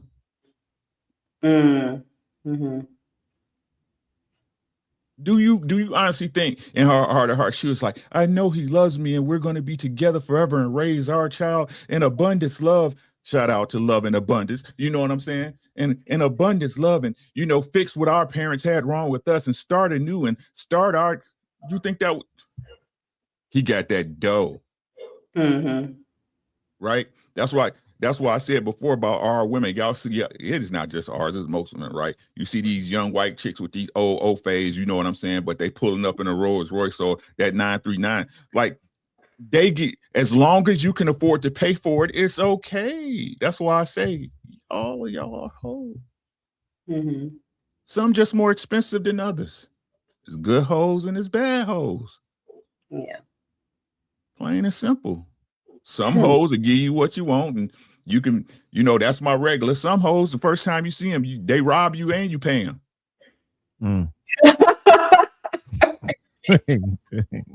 Right? So it's just like I keep telling you, everybody knows. You don't want to say it to yourself. I understand it sucks. But anybody of substance, anybody that a woman would look to be with, she's looking for him to take care of her, point blank. End of story. What you got, brother? Yeah. Why did I have sex with her? Why did I do that? Why did I have sex with a 90-year-old man, or like at that age? Why did I do that? Why did I go to the mansions? Why did I get? And I was like hoping that How old was he? Hey, I just want to let y'all know. I didn't know any of this was coming. I didn't know any of these videos. He was how old? 91. I just they on lock. They on lock and loaded. Because like he said, it's not delegated to race. This is why did I do that? Why we always looking at it like, what is these bitches? Right. These bitches wild. But that money, when it comes to that money, like this young boy, it's really no different. And again, he went to football practice, but he ain't go to saying no to pussy practice. He missed that's crazy work for me, especially a sports nigga. They throw it, especially when you the best player on your team. They throw it, but you can say no. You can say no. Should the especially like after Brittany Renner fiasco and all the other IG models that doing debaucheries to these players and stuff, should that be a mandatory course or training that these guys go through? The grown men, sis. So wait, so his bank account got a gazillion trillion in there. He the best player on his team, but when it comes to his own self, he's 360. Knowledge, wisdom, understanding. He lacking there. So how he gonna protect this $1 gazillion if his mentality is Pookie Ray Ray? Well, that's what I'm saying. Shouldn't it be some type of mentoring or classes or something to help them navigate before How they he get that far? How he get that far? And that's why I said he went to football practice. And look, sis, he was in Pee Wee, junior high, high school, college, NFL. He been playing football the whole time. Play your life. It been, like, come on, it ain't some pussy you just don't want, fam. We was at an event the other night, and an OG come. How old was he? 80 something, military vet and all of that. And we talking, and it comes to the point where the question came up of have you ever turned down any coochie? And he told me no. I said, OG, I'm done talking to you. I love you, but I ain't listening to you no more. You never turned down coochie before, ever. That's crazy. And, you know, So what would make a man not turn down stinky coochie? That is a sickness. Coochie got crabs coming out of it. Like he loves box. Yes, we don't lie to y'all when we was talking about lies earlier, right? But when it comes, this y'all just don't understand, bro. I wish I could find something that y'all could relate it to, right? Like y'all just don't understand. It's like y'all be like, man, it never. It's the same thing. Some things a man will understand, and some things a woman will never understand. You can't understand it because you're not a man. It's just what it is. You will never understand it because, and if I'm gonna be totally frank about it, viewers' discretion advised. From the time y'all hit 8th grade in grammar school, people throwing dick at y'all every day. Thanks. High school, you getting dick thrown you on your way to the bus, in the school, in the car, you know what I'm saying, at the house, at your job. Yo, that bus get real light when y'all get a certain age, because dudes scooping y'all right up from the school, taking you straight to McDonald's. Yep. So it get real light. Big fan. Don't be nothing but the other dudes in the Pokemon card. And they look at us and say, y'all little punk ass boys. Yep. Yeah, he got a car and he coming to get me. And again, 15 years later, be like, they were predators. Right. They came and was preying on us. Yo. Shout out to R. Kelly. Shout out to R. Kelly, man. But you got in the car because you wanted your McDonald's. You can't be the predator and the prey at the same time, Uncle Rick. Unless you're a woman. Then you can be both. Shout out to OG Dad. Oh, I don't know what y'all talking about. I know. You a girl. Emojis in the chat. You a girl. I understand it. You know what I'm saying? Shit. Like you just ain't gonna never understand it because you're not a man. I'll never know what a period feels like. Never. I'll never understand it. And the effects it plays on your body and your mental and your attitude. I'll never know. It's not it's not meant for me to understand. It's just not meant for y'all to understand. Thanks. So brother, why do you want to talk to him no more? Because he never turn down coochie. What was the reason for that? What was like? I mean, ain't got no discipline. He's dangerous. Yeah, the lack of discipline. We were talking about friendship. I think the question was something about family and friendship or whatever. And he was trying to equate him being in the service and the band of brothers that he formulated, and that was like a different type of bond than everybody else's. And it just started a conversation, and the conversation led to that question. And his brothers must have not loved him, because I was also in the military, and there were certain times where they was like, "Bro, do not go mess with that girl." And they would tell you, don't go over there. That's a fact. Right. Yeah, So what type of friendship did they have? Yeah, my boy 2A saved my ass in the army one time, boy. Like, don't do that, boy. Don't do that, boy. She look good, but she hot. That's a fact. She gonna melt you right off. Don't do it. I mean, and that's just indicative of this conversation, especially with these celebrities and the Cardi B and him and then Offset, and like they all are floating around and passing around craziness. And I think that's where the money comes in at. The money ain't just for the coochie. The money's for the coochie, for the silence about the STDs you pass me, about the booger sugar you be putting in your nose, about the way you be behaving. It's There a you go. collective of all of that. So I'm not taking no for an answer. And it Yup. starts, it becomes a standoff. And that's why I said we got to start thinking about how does this look in the moment, like that conversation, like, can I get my money? No. Like, why?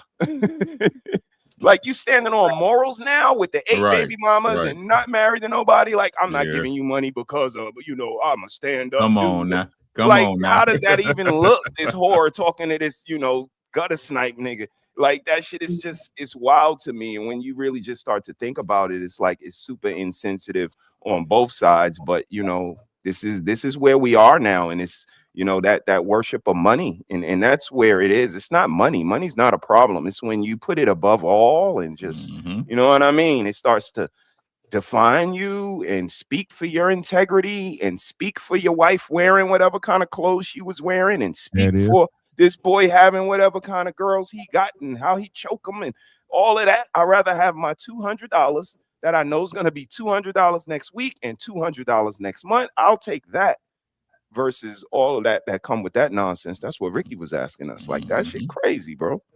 So now when you guys said that you had a partner, friend or something that kind of saved you, you know, from debauchery, right? So that goes back to my the conversation we had on Iron Sharpens Iron. When remember we had that show on Iron Sharpens Iron with the brothers, the men supposed to, you know. Yeah, So, he's supposed to. So is that what's missing with these guys? No. We ain't like y'all. You know what I'm saying? We ain't wishy-washy. I should say most. I think you a stand-up dude. You not. You know what I'm saying? We still do that to this day, but it's not my job to twist your arm not to do some shit. I keep trying to tell y'all, it's my job to drop the gems on the floor, and if you pick them up, great. If not, it's on you. Mm-hmm.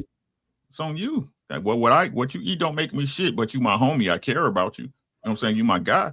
I care about you, but I can't. Hey, if you do it, what I tell y'all, I love telling people I told you. So shit, I ain't gonna lie to you. Like I told you. Yeah. Right. And that's where the only deadly flaw come in his whole story that you could give him a little bail for. The only man that is responsible for straightening you out and making you do something is your daddy. To be honest with you. So the fact that he didn't get all that time, not an excuse. But if we're going to shoot him bail, that's the only bail you can give him. And to be totally honest, after a certain point, when you get to a certain age, your daddy going to let you go too. Mm-hmm. If I done told you to stop doing this and I get a phone call at 3:00 in the morning that you are in jail, what day is it? Friday? Yeah, you stand there to Monday. It is what it is. Yeah. So I'm trying to find out for these poor men because I feel bad. I feel sorry for the younger guys that's coming into like the college boys that's you know playing the game and then they're going to be drafted and I believe like that's when they're really going to be hit with the thoughts. But we got people like Coach Prime, right? Like he took Brittany Rayner into the locker room and she gave all the game. Now after that, if you fall for it, you fall for it.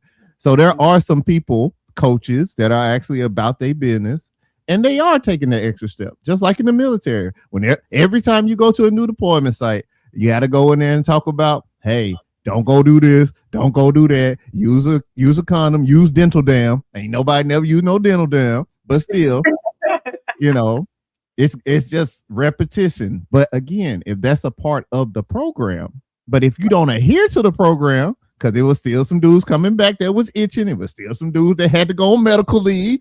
Like, you know what I'm saying? It is what it is. You gonna listen? Or are you gonna pay the consequence? Could we say that it's a thing because it's so glorified? It's pushed, you know, to be player, you know. Be the man with the girls and everybody wants in. I got all the chickies and all that kind of stuff. Which part is being glorified? Right. All of it. No, it's not. We just talked about the garbage that come along with it, right? Mm-hmm. Yeah. Yeah. So what's the part that's being glorified? The having the women and stuff. And what we like women for? The coochie. The vascus innards. You see how this keep coming back to the same? See, that's a fact, right? It's gonna always keep coming back to the same thing. I'm just telling you what it is. Men try to say that art. This listen to what they be saying, sis. Your purpose, right? Again, art. It's our job to, in this world we live in. Again, as I said, is to make sure we don't sleep with the wrong chick. Right. Right. It's inherent to us. I don't understand what people don't get about this, right? We But they be sleeping with the wrong chicks all the time. I know, but we use them as examples. Okay. You see what I'm saying? Y'all do, not you, right? But y'all make them the rule, right? Y'all. Yeah. The Nick Cannons, the Cam Shannon Newtons. Sharps. You see what I'm saying? The Cam Newton. Y'all make them lit. We don't make them niggas lit. Right. We could give it, just like I said, we could give a good goddamn. You think there wasn't at least 5 to 10 men in Stefon Diggs' life who told him, hey man, be careful out there, bro. These hoes is crazy. You know what I'm saying? You'll do with that. Like, you think it ain't been 10 people when I know Cam Newton's daddy told him. Right. Thanks. Y'all validated the same way we validate y'all bad behavior, right? Because you can be an ain't shit bitch, but we'll still put our baby in you. Mm-hmm. Right? Your purpose is to find your equal. Now, I ain't gonna even say your equal, but to find your mate. That's why I don't deal with all this. I don't ride with this red pill shit or bullshit about the man. No, what makes you a solid man is how the world sees you, but who validates you is your woman. Don't get it twisted. Right? The same way a woman man validates her. Okay. What y'all say about it? What would you say about a woman who slept with JP? Lord Jesus. Oh Lord.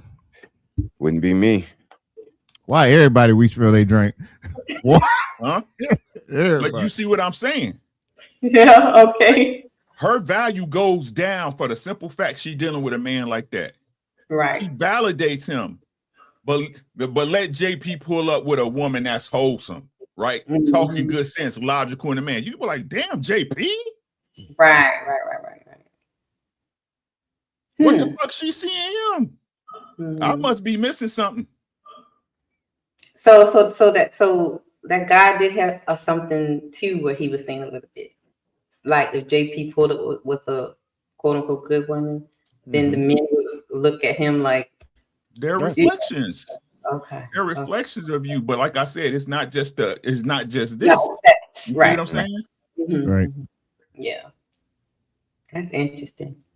Well, I saw something. So y'all get out here. I got 2 clips I want y'all to look at. But this one has something to do with the player. Get you a girlfriend that you can live with that really like your ass, and y'all be happy, man. Sometimes a movie means everything. Sometimes cuddling, eating fresh air popcorn with butter, and watching a good movie, that's everything. That's priceless. You going out trying to impress these bitches that don't like you. You gotta pay, like trying to tell y'all niggas the devil got you fucked up. He got you thinking you gotta have all these bitches. These bitches is demonic.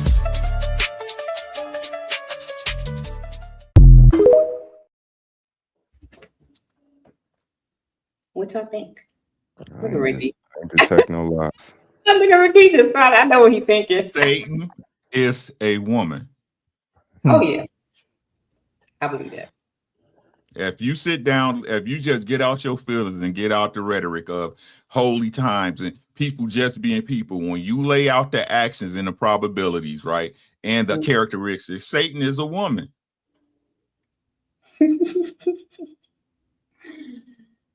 Giving away, offering people shit that ain't theirs. What that sound like?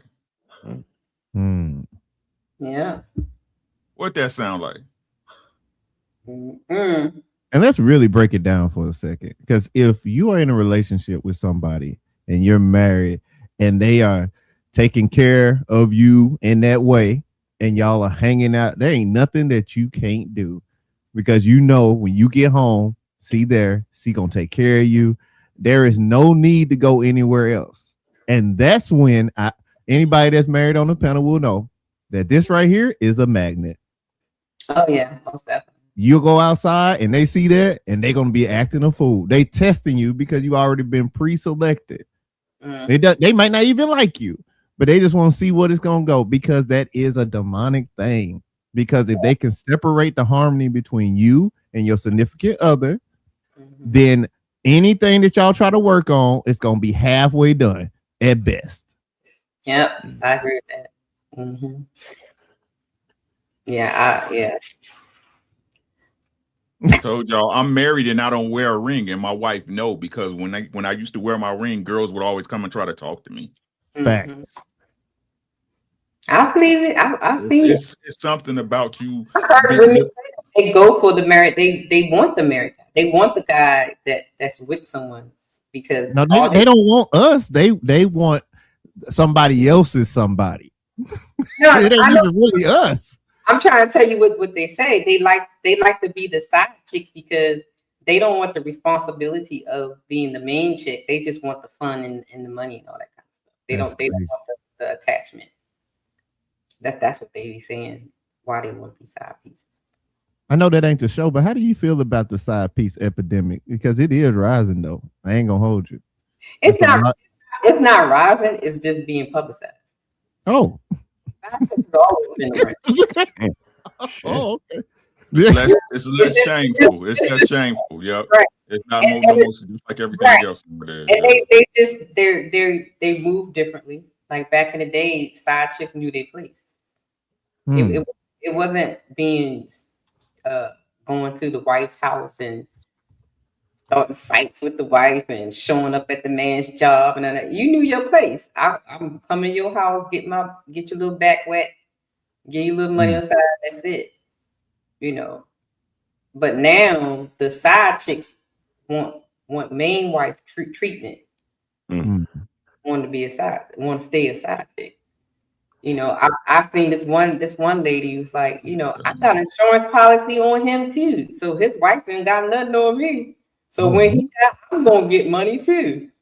That's how they moving. They moving. Yeah, it's no longer taboo or hush or shameful or whatever. It's glorified now. That's all that is. It's always been around. Yes, ma'am. My grandma used to say they were kept women. That's Yep. So, Yep.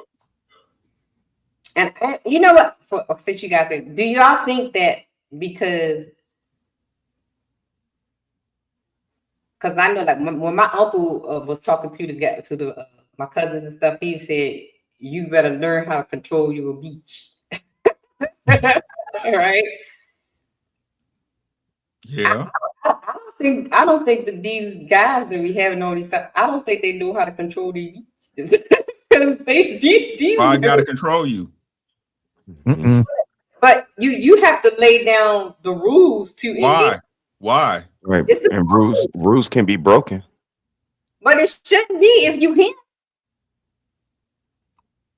why does him need rules? For the side piece, you supposed God damn it. You want to be with him, you gonna do whatever you need. Right. You knew what it was when you came into the door. No problem with him. That's what I'm saying. I You don't gonna think sit up and be a kept woman for him. I don't think the women got the memo. I don't think they understand what the side piece supposed to be, or what the role is. So somewhere, somehow they got crossed, because why not though? They moving like differently than back then. So you believe they don't know the rules? I don't think these young girls don't know the rules. I don't. They on something else. They are. These young girls on something else. hoes, whores, Jezebels. Yeah, all women. Let me tell you, I have a theory. All women have a Jezebel spirit in them. This is what I truly believe. I believe we all have it. It's just certain women tap into it. So that's why when you see like Russell, what's his name? Russell. What's Sierra's husband name? Russell Wilson, I think. Right. You're right. Everybody think he a cornball, right? But sitting next to Sierra, he's so fine, he's so sweet, he's so all you think, oh, I want a Russell Wilson. You wasn't thinking about that nigga before he was standing next to his woman. Yeah. That Jezebel spirit had that coochie jumping for somebody's husband. Hoes, whores, Jezebels. Yeah.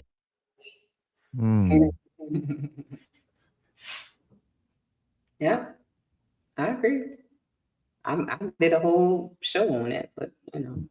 So, I mean, it solidifies the point, and not only that, it drives it home because that spirit gets activated when y'all see somebody else's husband.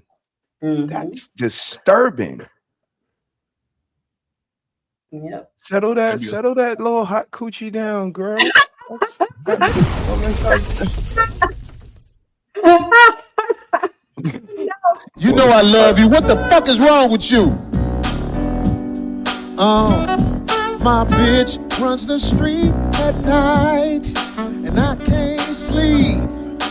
I can't sleep. I'm saying my bitch runs the street at night, and I can't sleep.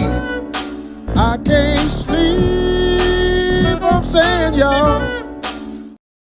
Okay. I can't sleep. Oh man.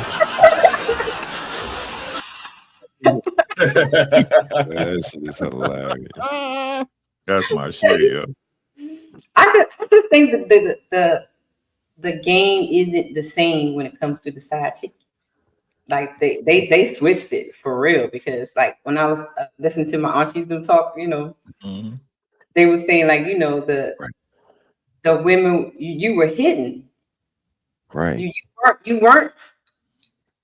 You know, but you gave us so many examples, and you asked the perfect question, sis. Like, is it possible nowadays? And how can it be when lying, the window on lying is like this? You can't say you somewhere and don't be. I could like ping you. You can't say you talking to somebody that you wasn't. I can go in your phone and find out. You can't, like, it's a lot of lying that you can't do. And playing kind of consists of lying. Like I said, you elevating and playing at the top of the level, but you kind of, you know, playing a game or playing a character or lying to a couple to kind of keep the party going. And in this day and time, you just can't, with the cameras and the surveillance and all of that. It's not possible. So I don't even see how, you know, honesty wouldn't be the best policy. And I said, like, now the vibration of people, like, everybody's down with the fuckery. So to say I want 2 or 3 women, they probably like women. So, you know, it just gets into this thing where all you got to do is find the right one, and they'll buy it. And then it depends on what y'all gonna build around that and on top of that. But that's a whole nother conversation. That's just like with the girl that was on the Ann girl that was on Fatty Showed Up With You. Like when after the guy, because you know, I even said in my review, I was like, I believe that man he was giving her out, and she went anyway. I think that's why he told her 2 days before that flight. Like, let me tell her now, because any guy that just want to smash, they would have waited till they got the coochie and then told her. You know what I mean? It would have been, but he told her 2 days before. Like, he probably looked at her like she probably a good girl, blah, blah, blah. Let me tell her now. Nah, that was being a player. She went anyway. He told her exactly what she wanted to hear. That he was married? Yep. She wanted that competition. She wanted that competition. She lied to herself. Yep.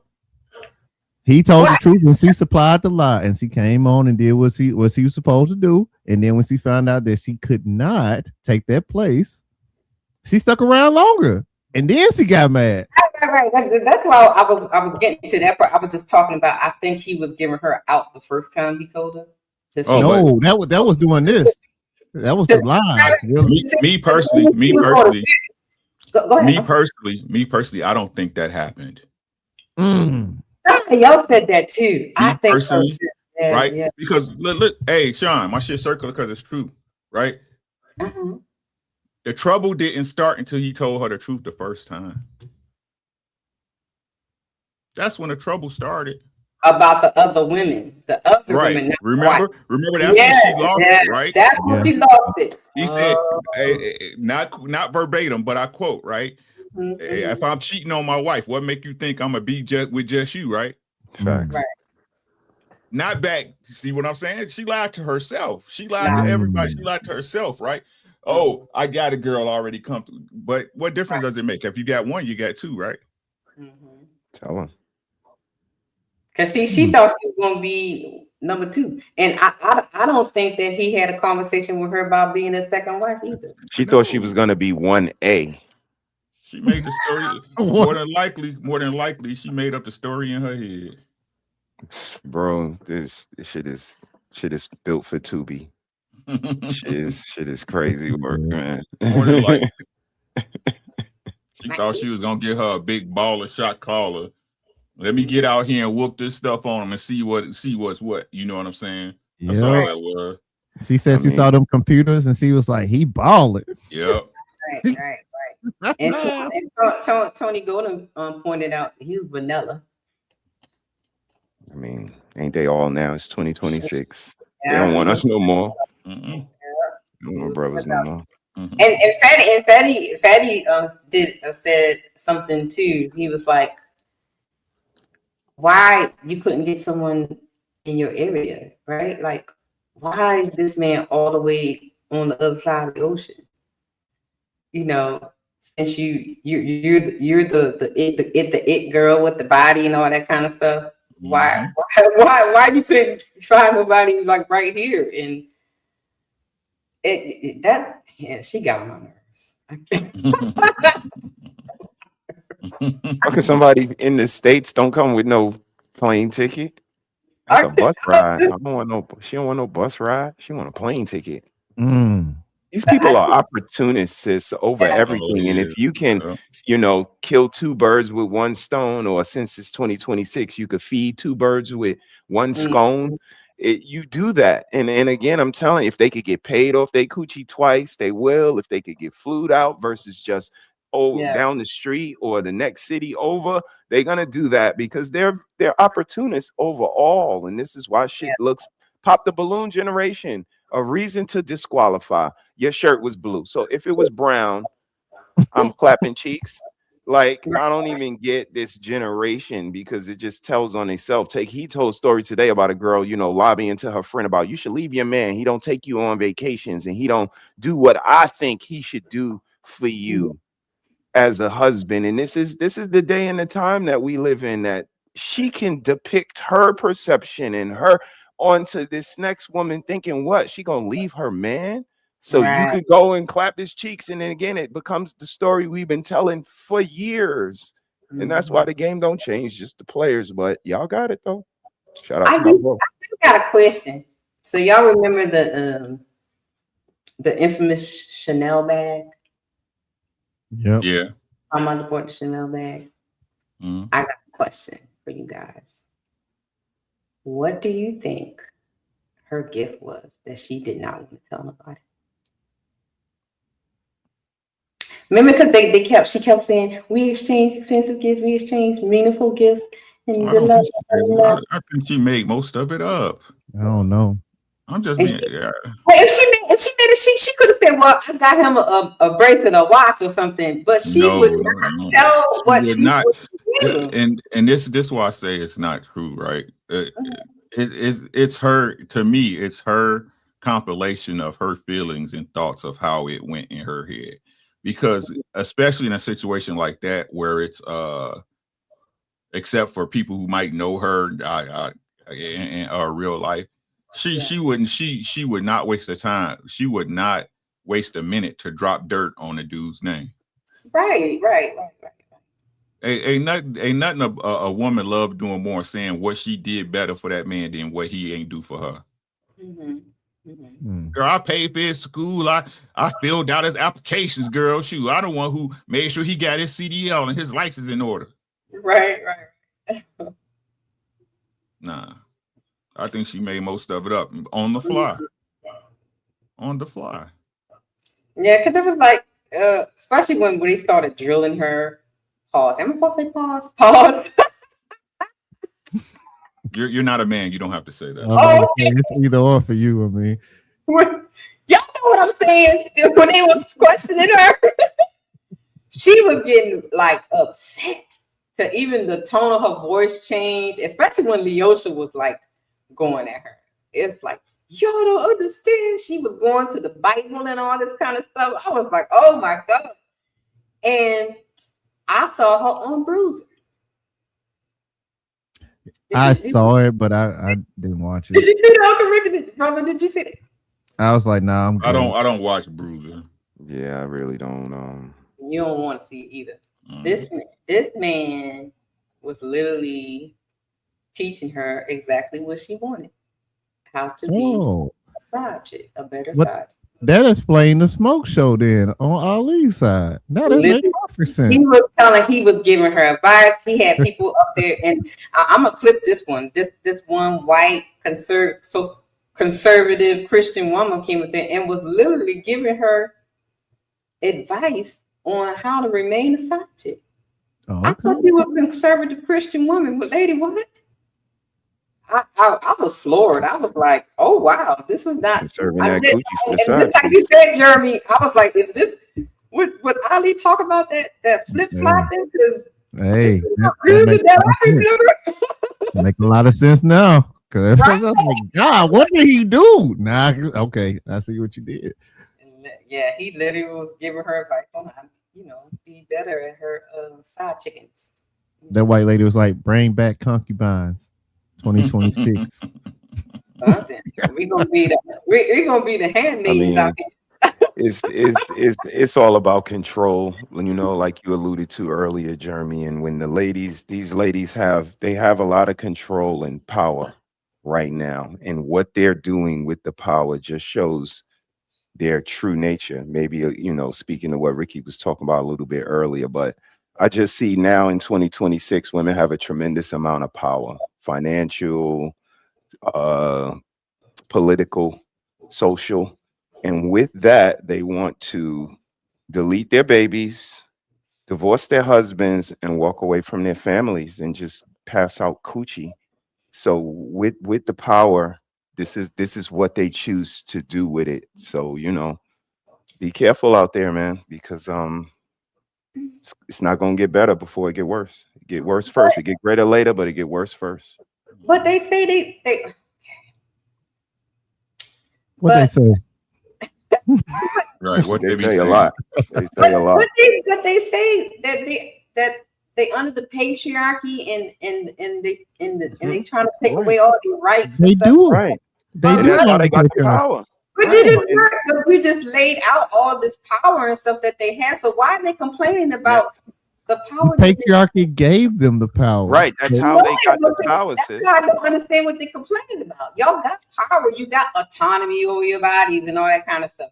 But yet you still complaining about the men having control over you? I'm so confused. Because if we keep complaining about it, then it will never happen. If we keep sounding the alarm, there's no way this is going to happen. Because if we stay quiet, our voting could be taken away. So we gonna keep saying something. We gonna say the most outrageous stuff. My body, my choice. Obviously, it's your body, your choice. Or like Ricky said, it'd be bad out here. Of course, it's your body, your choice. That's a lie. We already know that's the case, but you can keep saying it because you want to ensure that you keep your power. It's very tactical. Word of the night. I think either Fatty or Ali was having a back and forth with Jazz, and he kept asking her, "What laws are you saying that other than the baby deletions that you're saying is being taken away from you?" And she couldn't name one because there is none. So I don't understand what the fight is about. And thanks to the patriarchy, that's not taken away either. That just means that you have to go somewhere. And guess what? Most companies will pay for the travel now. So what are we talking about? Yeah. They want the power without the responsibility. That's all it is. Let's go. This idea that women are nurturing, well, what's your evidence for it? Other than we give birth, and anyone can do, like a dog can do that, a cat. So I don't think that makes us nurturing. I just don't see. Biological makeup that women are nurturing. And I'm not saying all women are nurturing. Of course, there are bad women out there. And there are also men, fathers who abuse their children. So we're not going to only say that only women. I will say, no, but it is a fact that the majority of abuse is done by women. Like, imagine. Say it all. We never say it all. I actually didn't. I didn't, but I said the majority. I said the majority. Okay, are you trying to nitpick here? Or are you trying to understand what I'm saying? One out of 3 women have killed a kid, and the majority of abuse is done by women. You're the one that's misrepresenting that by saying I'm lying, because that's true. The majority. You say a man never abused the majority. They rarely. Okay, so when it comes to the abortion, I think it's actually very realistic to not get pregnant. And in fact, men have made it so easy to not get pregnant. Women said, I want to have casual sex. So the men said, here you go, here's condoms. And then the women said, no, I want to let him hit it raw. And they said, fine, do that. Here's plan B. They still couldn't do it. They're like, just take this pill. The next day, can you take it? And they're like, no, we can't do that. And so then they said, all right, here's an IUD, 99% effective. You shove it up there and then you're done. You don't have to worry about this. Can you do that? The women said no. They said, here's a pill. Can you take this pill daily?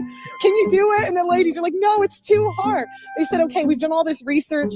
Track your cycle. You can only get pregnant a few days of the month. And the women said, no, we can't do that either. They're like, here's an ovulation stick. You can even track when you're ovulating. Here, you can track it on your phone. Can you do that? And the women said, no, that's too hard. Here's a stick for your arm. You can shove this in your arm. Can you do that and not get pregnant? And the women still said no. They said, okay, here's an abortion pill where you can just take the pill in the first month. Is that enough? Is that enough for you guys? And they said, no, that's still too hard. It's tough being a woman because my gender just lets me down a lot. You know what I mean? If we were so nurturing, we wouldn't raise such terrible kids. My sister works at a daycare and she says she sees a stark difference between the kids with 2 parents and 1, or the kids with the. I mean, I detect no lies. I mean, I don't like it. She ain't saying nothing wrong. Hey, she cooked their ass. I ain't gonna even like that.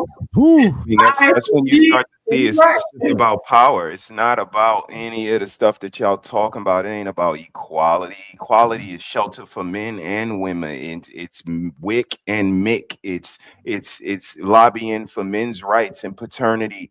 That's equality. Superiority is believe all women. Mm-hmm. If Amber Heard would have got, if she'd have pulled that off, oh my! Oh, that would have been the end of everybody. Like they were trying to, like they think they're better than everybody else. It's only men, women, and children. Mm-hmm. And if there's no believe all men and there's no believe all children, how do you even think that you could even fly that flag of believe all women just because they women? That's superiority. And I come from the 80s, man. Al Bundy said, no, ma'am. Telling you, man, they just want control without no responsibility. They little big ass kids, bro. They want to be able to tear the house out, but not pay for the walls to go up, right? They want to be able to burn the food, but say they made dinner. They're like, it's. I honestly think like it's like real life penis envy, right? They just mad because they not a man. Yeah, for real. You know how we see these little weirdos that can't be good at men's sports, so they go to girl sports. They the opposite of that. Mm-hmm. Mm-hmm. That's a fact. Welcome, Ali, to the picture. What up, Ali? Hey, I said I was going to put. I'm gonna try to pull up if I can. I try to send people over your way, so I'm trying. You know what I'm saying? Thank you for coming through. But I'm trying to do better. Fatty been punching me in the back of the head, man. I got to make sure I do my rounds. Yeah. How y'all doing? Hey, Mister, he said, "How you doing, Uncle Ricky? How you doing, my brother? Good, man. My brother Jeremy, how well. you doing, man? How y'all Happy doing? birthday to you, man. How you doing, bro? I'm getting older. Hey, every but day. I'm getting younger. Come on, man. Come on. You know what I'm saying? Every day. You know what I'm saying? You know, Father Time on our side. It's our turn now. Mm-hmm. Well, Ali, I'm glad you came up because I have one of your clips I wanted the men to react to. What I do? You and Ask the Brother was going at it. Okay. We was going at it. I thought we were just having a conversation. We was going at it. But you know, I think I remember what you're talking about too. It was kind of. I think I remember what you're talking about too. We were just having a back and forth like brothers do in the barbershop. That's all. A little and with a little locker room talk. Well, y'all had a difference of opinion, and brother, I gotta do that thing. So I'm gonna play the clip and then take over for a second. Issues if she still doesn't want to come through with it. So my suggestion is if you're honest from the beginning, then she already knows what's on the table if she decides to renege. So I disagree with that, my brother. That's fine, So, and that might work for you. That might work right. for you. No. So but let me that get with my Raphael, with Jonathan, with Smell the Roses. Right. I believe that people who are getting it are understanding that the way in which I'm going to be able to maintain a long-term marriage and relationship in 2025 is that I actually have to establish this foundation from the beginning. Right. So there's a problem with what you're saying, and this is why Andrew Wilson and Coach Greg Adams had this conversation right here. You can't control a woman changing her mind. Mika and majority of women already have professed the fact that most women don't listen, most women don't cooperate, most women are going to do things that's benefiting them. So even if you get a woman to do all these things, you told her from the get-go, hey, I'm going to be dealing with multiple women, I'm going to be having threesomes, and she says okay in the beginning, that's good for right now, like Fatty says. Most of these sisters change their mind. And I'll tell you one more, to double down on certain things. The more phenomenal the man is, the more she believes her worth goes up, and she'll compromise that man even faster than the man that isn't working as hard as that man as well too. Because a lot of men who have to extend themselves typically are showing a woman that he needs something else outside himself to get this woman. But the problem about what you're saying, and not saying that it should be that way, is the fact that even if you break down all those things and she concedes to that and commits to that, Raphael is the only person that I know can read the stats right. Most of these marriages are ending because of lack of commitment. She's not going to commit to what she commits to. The same reason most women get with men is the same reason they leave them. They liked it at the beginning, they don't like it at the end, or they didn't like it in the beginning, and now they like it at the end. And what Fatty was talking about, they'll beg to get back with you. So if we lived in a society where women honored their word and their word went in the sand and the water can just brush it off, I support what you're saying 100%. But most of these women change their minds, brother. You learn a lesson.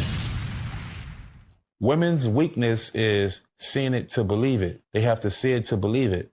And the man's strength is, why not just show you what I want you to see to get what I want from you? That's why women always say men ain't shit. It's because you got to see it to believe it. But a smart man will show you exactly what you want to see to get what he want. And the next thing you know, he leave you high and dry because he knew the whole time that you wanted something out of him and he gave you what you wanted. That's why men ain't shit to women. Goddamn.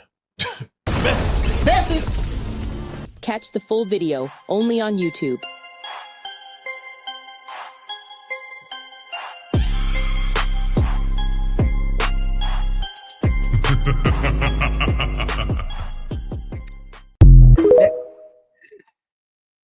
Well, no. that video is still that what that dude said is amazing, man. But it's still, hey, I said it and I meant it. Let's go. No, that was good work. Good work, Ali. Any thoughts on the video, fellas? I mean, the simple fact is, again, they just prove points that when a man meets a woman, he wants her to stay the same, but she's looking for a man to change, right? Like I said, they lie to themselves, even in these situations with Stefon Diggs. More than likely, they knew what was popping, but they said to themselves, he's going to change for me. Right. And the thing that even attracted it to him more than likely is they saw him with some chick that they considered lit or beautiful or whatever. Right. Oh, he pulled her. What you say, Jeremy, that pre-selection, right? She already see that he got this chick with her. He's already been validated with the women by the women he's with. My shit is circular because it's true. Right. So then they get into it and they call him a liar when they the ones who really lied to themselves and they wake up to tell lies. Right. It's like you knew this is what's crazy, right? It's like you messing with a dude that women like, that they're attracted to. It's simple, right? You expect them to stop all that just because they with you. Facts. It's a lie they tell themselves, right? That's a fact. That's what they think. So, what you think, Jeremy? What you got, man? So I think the only thing I add to what Ricky said is the fact that, yes, women want us to change, and we don't normally do that. We normally stay the way we are, stay our course so we can finish what we need to finish. But they constantly want to evolve. They constantly want more. If it wasn't that way, then we wouldn't be having conversations about, hey, I want to move to a bigger house when it's just two of us. Let's just stay where we at. So, yeah, I do think that it's a issue for both sides, but more importantly, I mean, with him, he should have just paid what he owed. He thought he was the guy. You are a player, but you're not him. You should have paid what you owed. The second you move that woman into that house, the BBL, and she cooking bologna sandwiches, and you letting her stay in there, and you know she can't halfway cook, but she freaky though. So you keep her there, and then natural selection happen. Cardi B come in. Now you're doing something with her. Now she thinks that she's just as high as you and Cardi B. So now the price go up. But you can't afford the price. And you really upset that she even asked you for the price. So now we know that there was a price on you. And like I said before, if you're him, there is no price. So I disagree with that. I think him pays way more than the regular guy pays. And he get compromised worse than the average guy. He loses way more.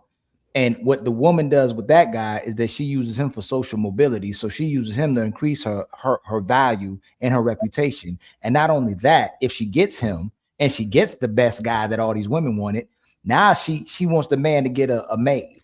Now she wants the man to get a cleaner. Now she wants that man to get a cook. Now she wants to rest in what we call her soft girl era. And she wants this man to give her the leisure life. So a lot of men that are professed to be him, and they might just be him too, they get compromised worse than the average guy. At least if you get with this woman, when you average or don't have that much, you get to see if she actually liked you, because that's our other talking point, is that if the woman actually like you, you ain't got to do nothing at all. All you got to do is lead her to you. Anything outside of you means she don't actually like you. She likes everything else, the reputation, the power, the resources. But that part where she wants us to change is she wants to see how much she can control you.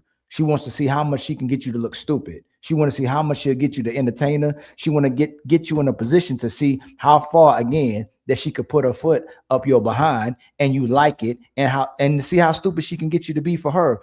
But the problem is, if most women, not all our women, right? The men who got great wives, that's a different ball game. She manipulates you to make you a better man. She manipulates you with love. She does it to increase your power and to make you a more valuable man, to be a better man for her in good ways and for your children. But for the most part, a lot of women, when they get the men to do what they want them to do and get all that control, they actually resent the guy, and then they reject the guy for being able to control them. That's the crazy thing. So again, like I said in that video with Ask a Brother, even if she gets everything she wants, one of the worst things you can do to the modern woman is give her everything, and it makes her miserable. She'll resent you for it. Yes, that's a fact. So here's my question. Let's drop this, because she finally has to be a woman for the first time in her life, typically, because everybody typically was probably doing something for her, and she knows better too. We're not going to be. I'm not the brother to say these women are delusional and stupid. They are very intelligent. In regards to how to manipulate men. I'm not going to say they're the smartest people in the world, but they know how to manipulate men. So, Ali, the word for the night is tactical. They're very tactical. That's the word for the night. Yes, but it's easy. And you know what?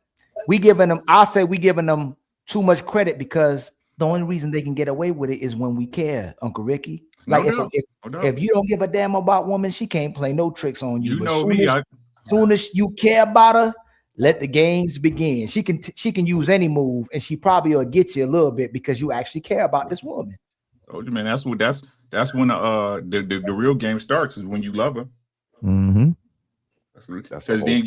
Because then you have to learn to manage that between within yourself.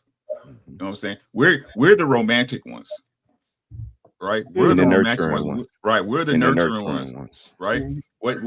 If this is bizarre world, what y'all should do is take everything that they say that they're good at and flip it to us, because that's really what's going on right now. That's leading to my question. I was going to ask you, and then I'm going to ask you about the topic, Ali, since you just got here. But who perpetuates this player narrative more, men or women? Well, we already answered that question. A man can't determine who a player is. It's determined by the women, so it's got to be them. That's a fact. Clarity for the people in the back and the ones that just came. How about you, Uncle Rick? I told y'all, women who decide which men are lit. Can you hear it? Oh, Yeah, can you hear me? Got you. Yeah, we can hear you. Women decides which men are lit, right? Which men have access, right?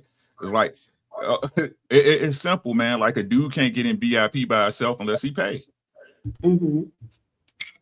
You see what I'm saying? A man with a bunch of bad bitches can get in VIP for free. Facts. Right?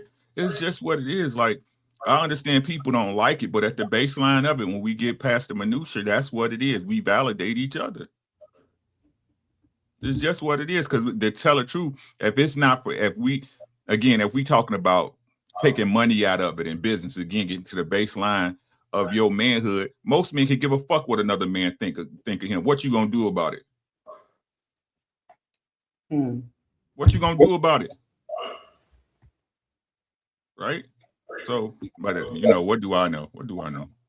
What y'all think about what T.O. said? Men will manipulate themselves to deal with them. Yes. Yes. Yes. Ali. Yeah. Yes. So the player there that you already know, the worst part of society, women support the most.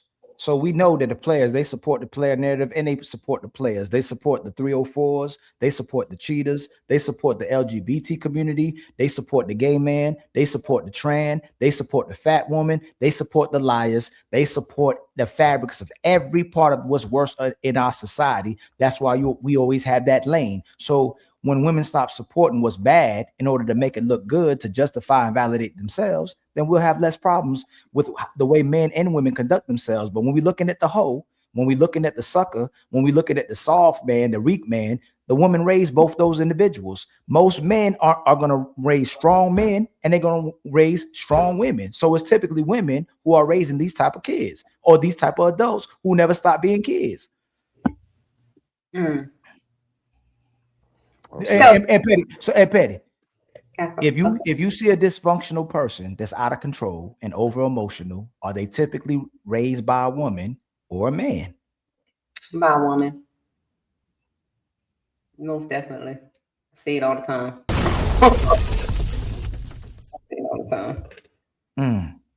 So, well, I do have a question though, because I've been listening to people on the panels and stuff. If we say that the women are the ones that's pushing the bad behavior, what can be done to steer the women away from that? Like whoop y'all ass. Oh Lord. You want the truth or the lie? I want the truth. Whoop y'all ass. Well, then you're gonna get locked up. Then give me something else other than whooping. I can't. No, but listen to what Uncle Ricky just said. If the kids are acting up, the women expect us to whoop them. If the man is acting up and disrespects you, you expect us to whip him too. When is it justifiable to whoop a grown woman? I mean, let them tell it. Let them tell it. She could be whooping your mama and you shouldn't put hands on her. That's right. If you're a real man, and that's they use that in their arsenal, sis. They know that at the end of the day, that's a fact. Like what else? Let me ask you a question, Red. You say what could we do? What else could be done? That's the question. What else could be done to try to get them to be right? To walk a righteous path, to be honorable women. What else could be done? I don't think because I say this on my channel all the time. My content is not for these old hoes, okay? It's for the babies. It's for the young girls. I think nothing can be done with the older women. I'll say past 20, 25 or whatever. Anyway, I think any girl. Hey, but at 25, their frontal lobes aren't even developed yet. I was about to change it. I would say like right out, like you in high school, like after high school, you out of luck because she already Cardi B, Sexy Red Dawn. But I guess the focus has to be on the babies in order to see a change in the future because it's over now, I think, for this generation. What do you guys think? Oh, welcome to Teller to the stage. Hi, how you doing? You don't change your name. It's Blu-ray. You mute, brother. You on mute. My bad. How y'all doing? Y'all doing all right? Rick, what to do, people? What's good with you, my boy? What's popping with you, man? Salute. You know, Ali sent the gang over here, so we pulled up. Appreciate y'all. Thank you for coming through.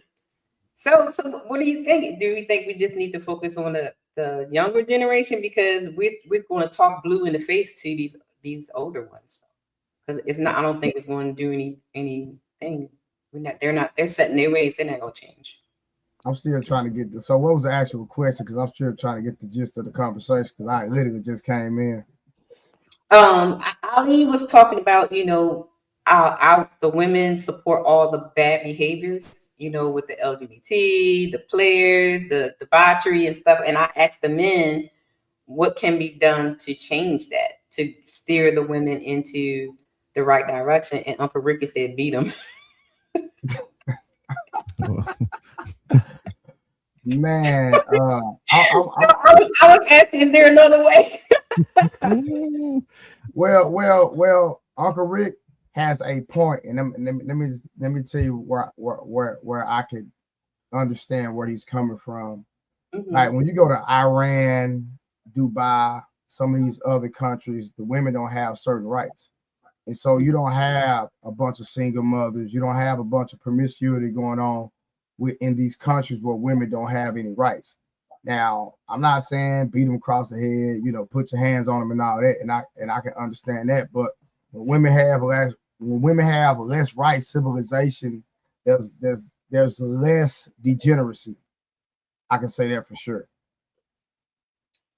So do we think that because women have too many rights, it's making them become even more debaucherous? So the more we gotta bring shaming back for sure. Like that's another problem. How can you bring shame back when they are covered by the law for a lot of things? It's rights without responsibility. I think that what we need to do is start giving them responsibility that comes with their rights. For example, if you are a whole person and you can do all these things and you get married and divorce happens, it's 50-50 down the way. That's just how it is. Also, the draft is about to come up. Yeah, you going. Stuff like that. Like it needs to be across the board. Also, when you're in a corporate environment, in the SA need to go both ways, because you a boss too, and you was looking at me and you was making me feel uncomfortable. They need to be both ways, because what's going to happen is, just like in some of these states that have changed the divorce laws, divorce dropped because there was no incentive to do it anymore.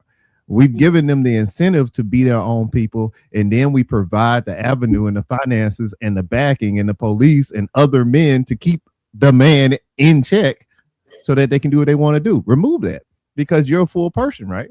So we need to lean more into letting them have all their rights and the responsibility that come with it. So then, or we can just beat. No, we can't beat them.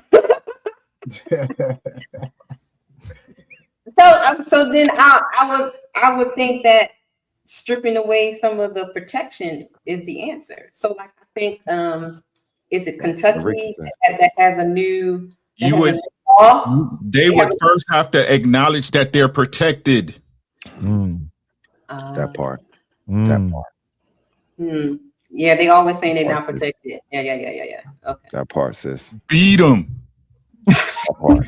Rick, you stupid. I mean, he. I mean, for shock value, you would say that, but again, like, look at superiority and what superiority is. That means you're above everybody else, y'all, and they the only ones that can't have hands put on them. I come from Bed-Stuy, and I tell you, sis, that was a way of life. Say something else, I slap the shit out you. Say one more word. Say one more fucking word, nigga. I bet I be slapping the shit out you, and I bet you they ain't say nothing else. And that defines you. You start to look at, what kind of person am I? Am I to say something else person after someone says something like that? And they're the only gender of people that don't have that threat. Children, men, and women. It's only 3 of us.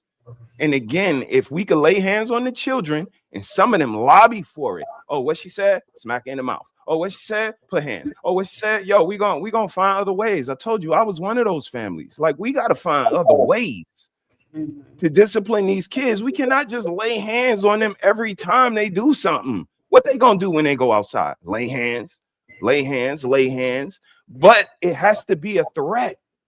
They have to know daddy might, I don't know, I'd rather have mommy do it, because daddy, if he do it, he might beat me to the brink of not living no more. Facts. And an ass whooping is humbling. That's a saying where I come from. You do not be talking all crazy to somebody that just whooped your ass yesterday. Facts.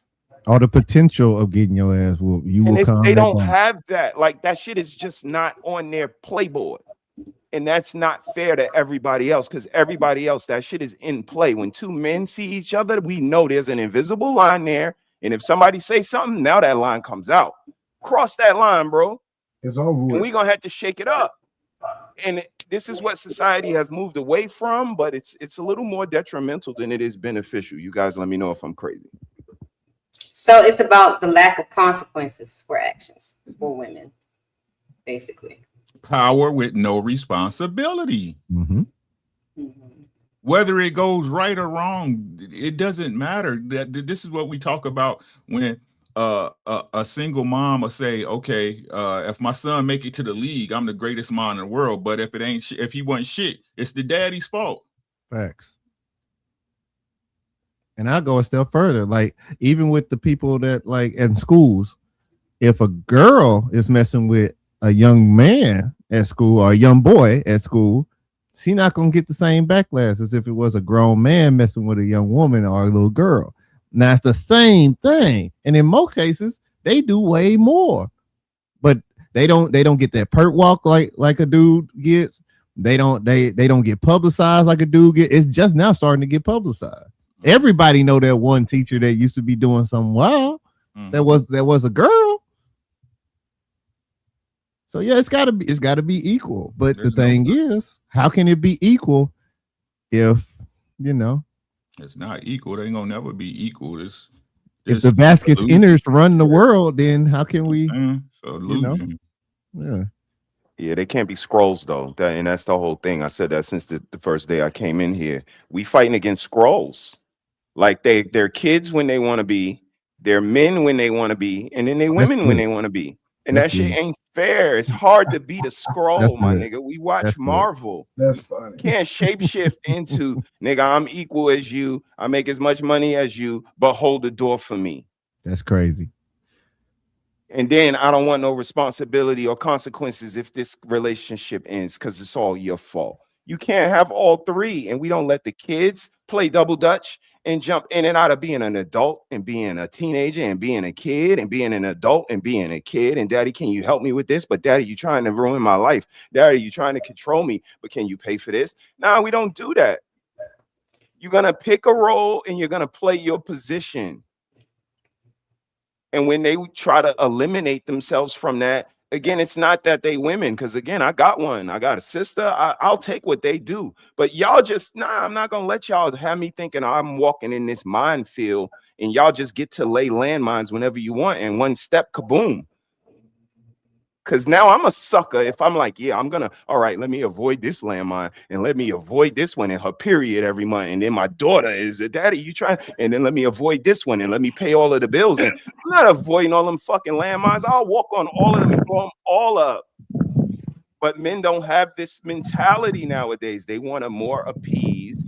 And again, it goes back to the money and the aesthetics and all of the shit that that they play into. But at the end of the day, look at what we see. So maybe I'm crazy or old or both. But y'all let me know. What up, Poppy? Yo, what's good?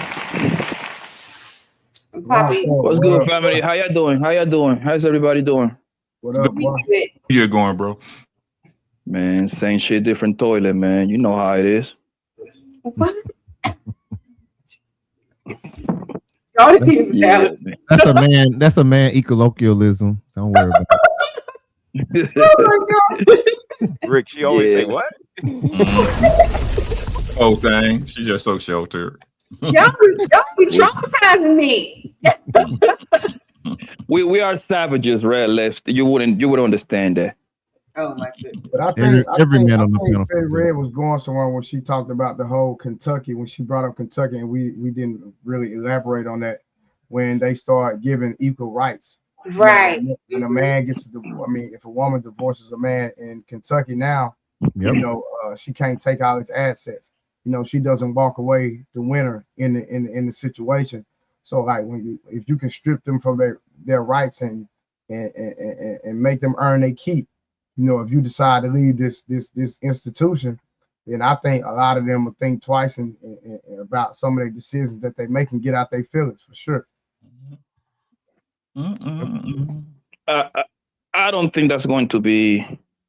Well, it's already been proven, Blanco, country. because the marriage rate, the divorce rate done already dropped 50% since they instituted that. Yeah, but the thing is, what I'm saying is she, for the most part, they usually want to find more ways to kind of like leave their family because they know they can go get with another man. And if correct me if I'm wrong, they get divorced. No party had to pay child support for the other party, right? I can look it up. That's how. Is that how it is, right? Like it's like a automatically 50-50, right? Like a no child, no money. Different rules, Blanco. Yes. No, I agree with you, and that's the point because, and this is what it comes down to, it, right? And this is how I know that's not going to be like a winning formula. That's not going to be successful all across the country because this is all about money.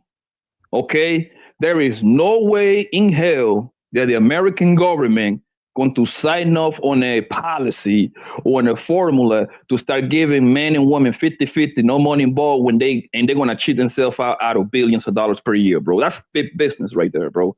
That's why they love to include themselves in men and women matters because they want their cut. And I seriously doubt that it's going to be like a winning formula in the next 5, 10, 20 years.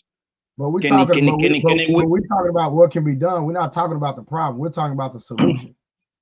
So Kentucky has an equitable distribution state now. Basically, it's divided fairly, but not 50-50. So what they're taking into consideration is the length of marriage, each spouse's contribution, earning potential, tax consequences, and child-related responsibilities. Also, the debts are going to be divided the same way. So, for example, at the end of the day, the man is not losing 100%. No, because most women come in with debt, like school debt and stuff like that. Well, guess what? It's not on him to pay for that no more. You're gonna have to still pay your school loans off. And yeah, but Blanco, you got to think about this. A lot of times, some women are coming in a marriage with nothing and then leave with everything. Absolutely, but that's not the majority.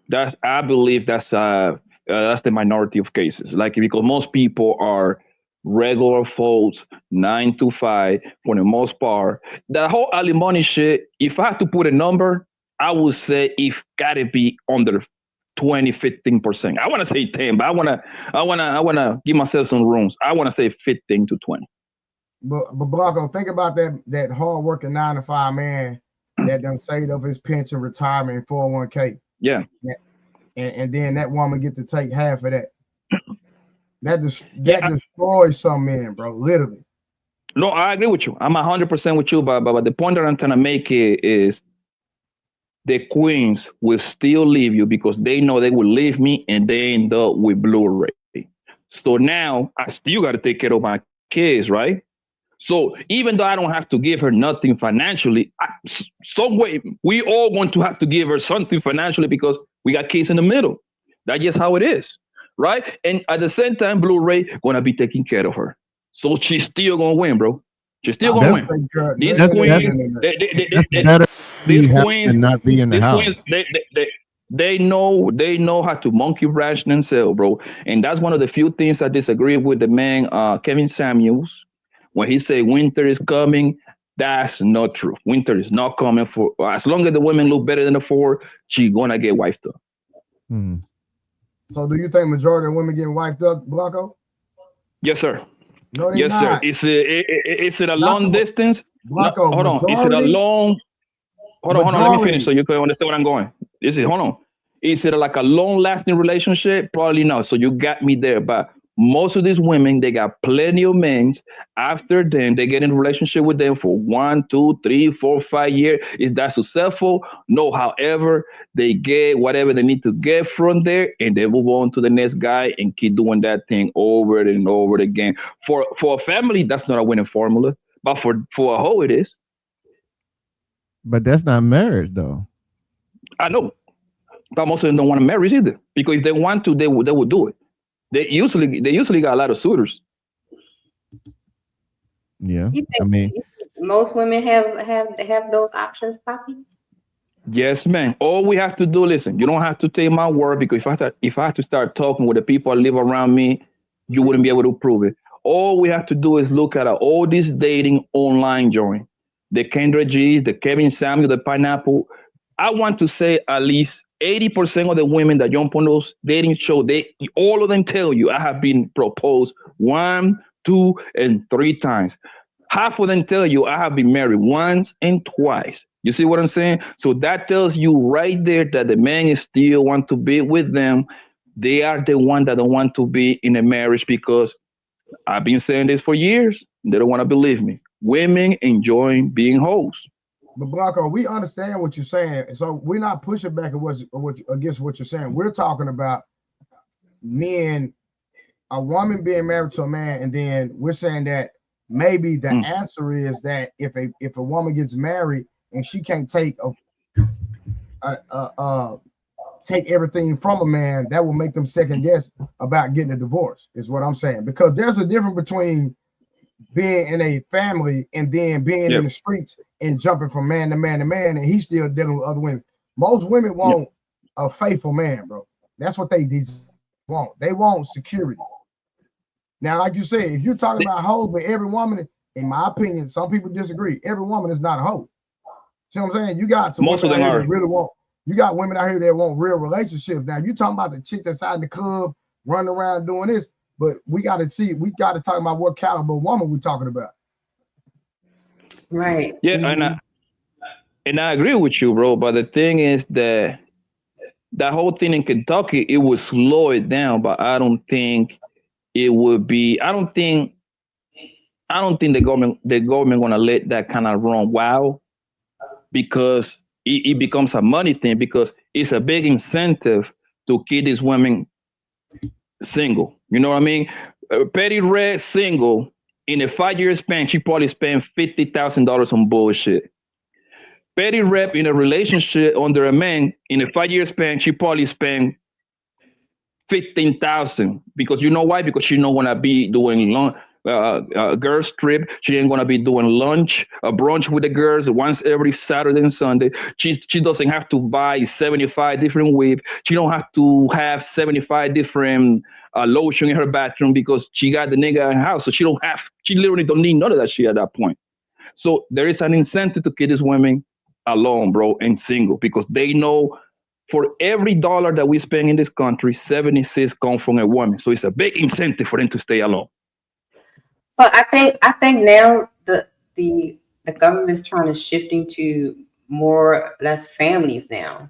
Because like a lot of the laws that they're trying to bring up is more family centered. So I don't think the push for single motherhood is going to be the thing. It's more about keeping the family together. Do y'all agree? I wouldn't say that the government is pushing for that, but I would say, like I say, Kentucky, that's that particular state. So I'm pretty sure it's the state legislative that's making those moves, because they want a certain different. Oh no, Donald Trump has some things that he's writing. Going to be incentivizing, family, more women having babies, more, taking away a lot of the stuff to making the people stay together. So it's not just state. There's some other stuff that's coming down the pipeline that's going to be kind of geared to that. Right. Is there anything specific that can come to mind? Let me look it up. Hold on. So I think that's a smoke and mirror, man, because it could be, but it's something that he was, Yeah, because that's what I was going to say. My response to that: what's going to happen when the Dems get back in office, or if the Dems take the House in the midterms? Well, if we're really talking about money, I don't If think we talking about money, then a household, a husband, wife, and kids, they spend more money per capita than a single person. They're also able to get a bigger mortgage because they have more money coming in. That's true. Opposed to single people renting or getting apartments. So actually having a family actually brings more economic stability to that area. So yeah, if we talking about money, then they want you to have kids. They want you to be in a mortgage that's going to be 50 years long, and that you're going to refinance at least 3-4 times because the kids got to go to college. So I mean, yeah, if that's the money play, and that sounds good. That's what they tell you, but that's not really what they're about. Because if they were really about families, they will incentivize those social programs for the man and the woman to be together, and they put like a parameter, like a 2-3 years. Okay, you have kid with Maria over here. Okay, cool. You got 2 years paying. You're gonna pay half of the rent, and y'all can come up. But that's not really what it is, bro. Because it's better to have 2 homes split. I can get rent from 2. What the country is doing, they want to turn everybody into renters. I don't know if you noticed that. No, I agree with that. I do agree with that. Okay, so if I turn you, it's 3 companies that are big players, and I'm learning this because I'm teaching myself how to play with the stock market, right? It's 3 companies you got to look out: BlackRock, Vanguard, and then 3 states, right? They buying everything, especially BlackRock and Vanguard, right? They buying all kind of real estate. So much. They cold. So what? They not playing. So what happened is. So what happening is you got this high interest rate, right? Most people cannot afford that, right? So what's going to happen is you can afford rent. You got to listen with it, right? And since the man and the woman are split, it's going to be a kid in the middle, right? So guess what? Usually that kid going to be with the mom. So I take the money from the man, right? He already living a decent life, but guess what? He got to send $400, $500, $600, $700 to this home right here. What's going to happen? I don't get to save. Right? So the house still split, right? What's going to happen with Junior when he grow up? He's going to have to ask for what?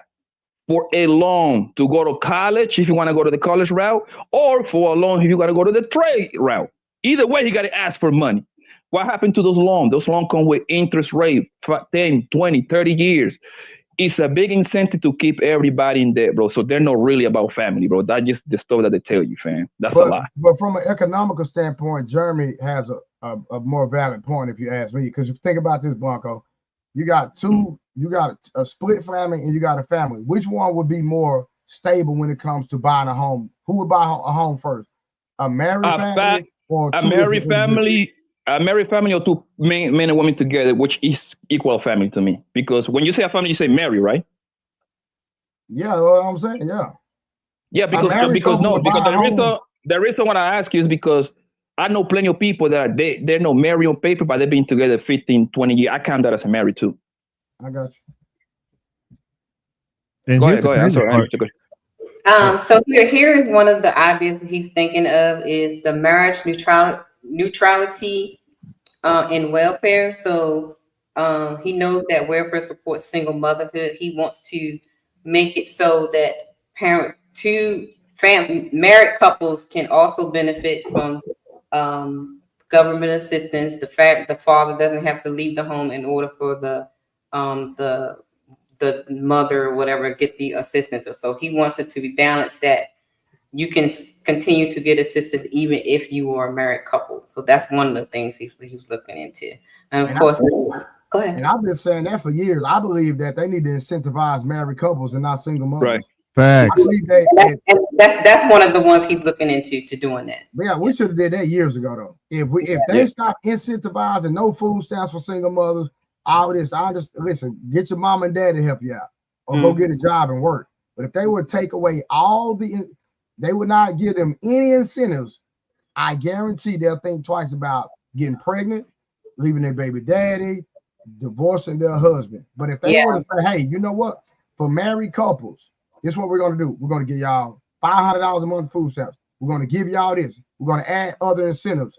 We're going to probably give y'all, if you're in a constitution of a marriage and your child goes to college, hey, we're going to give them, so we're going to incentivize this.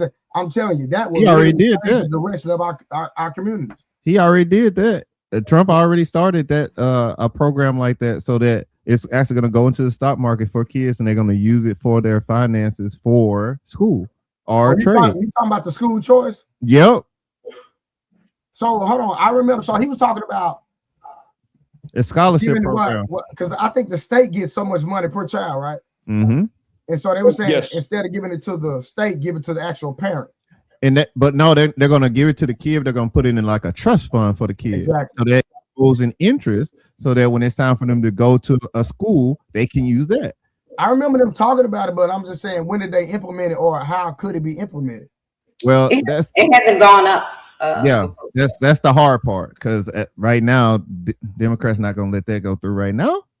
Yeah, that ain't going to happen right now, but he wants to do it. If we're talking about the thing that he's trying to make so that it makes more sense for people to stay married and stay together, yeah. But have they even voted on it? Because we got the House and the Senate. I mean, Republicans got the House and the Senate right now. They ain't voted on it right now.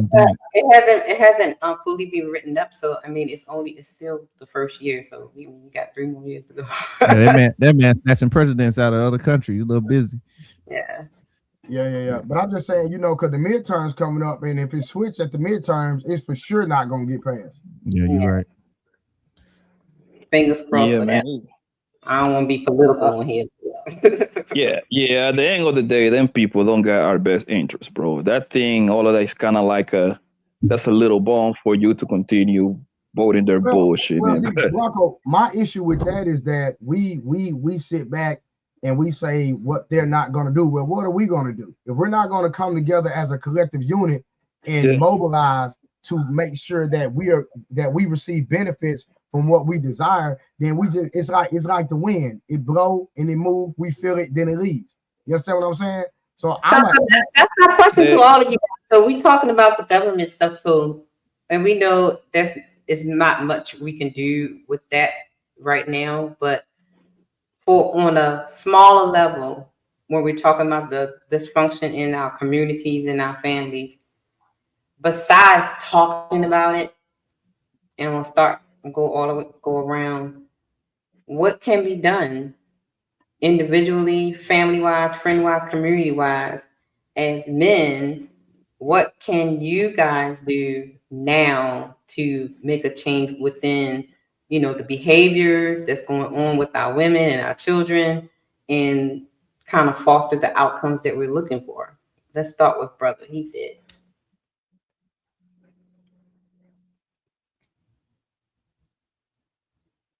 You're on mute.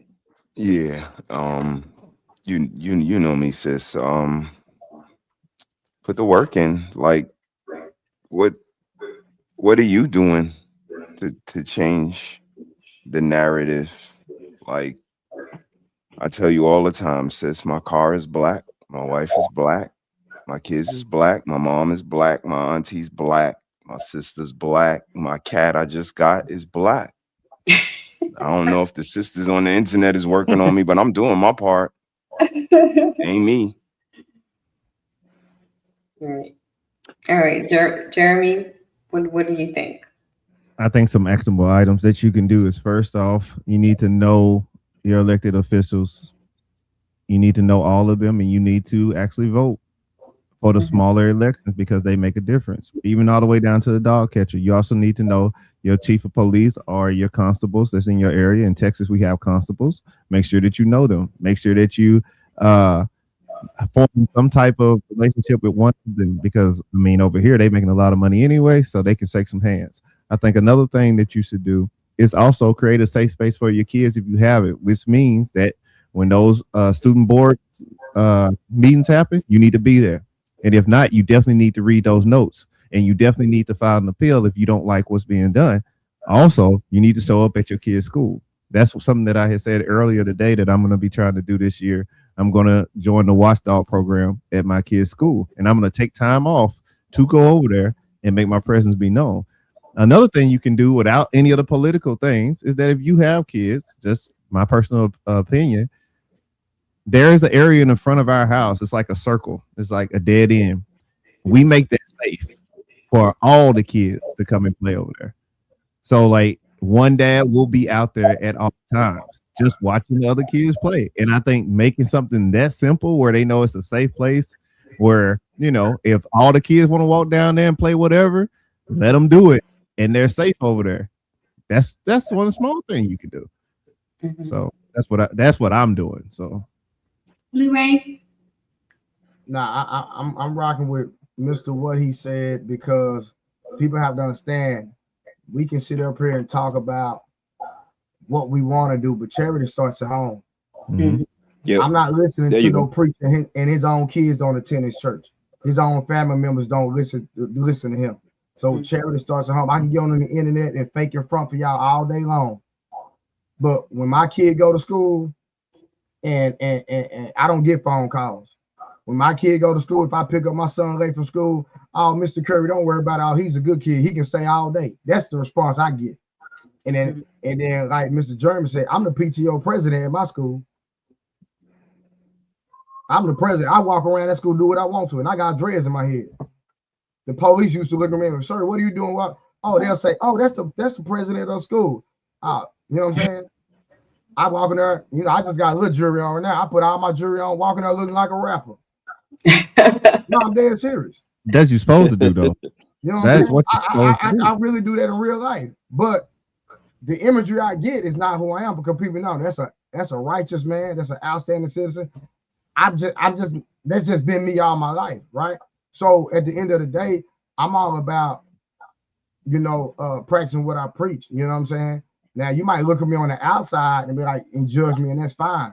But get to know me and see what I'm really doing. I got real action behind me. So you know what I'm saying? Everything that these brothers already said, I can honestly say that I'm doing. Like I really, really, and like I had a mentoring program, keyword had, and I stopped it because, here I am buying Jordans for kids that are not mine, giving money to single mothers that I'm not having sex with, because I'm not crossing that boundary. I'm being a real stand-up guy in the community. But then when you call my phone, because I got to go up to the school and help your kid, you got a problem with my frame of how I'm going to approach and deal with your kid. Like that. yeah. No, I'm serious. No, I'm dead serious. Right. Then not only that, they have a track meet that's 1 million kids out there. They got a football game that's 1 million kids, basketball game. But when I'm out here holding these conferences for these kids, can't get no support from the community. And I had to really, really pull back. And that's why a lot of pastors, and I'm going to go here. A lot of people are saying the reason a lot of PKs, pastor kids turn out the way they're, because the pastor focus so much on the church that they forget their own household. And I had to dial They neglect their kids. I'm still waiting on everybody to slide for Jesus, right? Ain't nobody slid for Jesus yet. So it got to the point where I had to look in the mirror like, bro. Can we talk about the PK? No, I'm just saying, like, it got to the point where I'm spending so much money outside. I mean, I'm spending so much time and money outside the house that my kids my priority, not nobody else's children. So it's like I got a heart for it. I'm a called to do it. I'm anointed to do it. But at the same time, y'all got to help me out. So it can't just be a one person thing. Like Jeremy said, hey, it's always a father out there on the lookout for the kids in the community. And one man can't do it by himself. We got to come together. And I'm going to say this last thing, and then I'm going to land my plane. And just like Jeremy stated about knowing your elected officials, that's cool. I'm for all that. But we got to come within with a bag.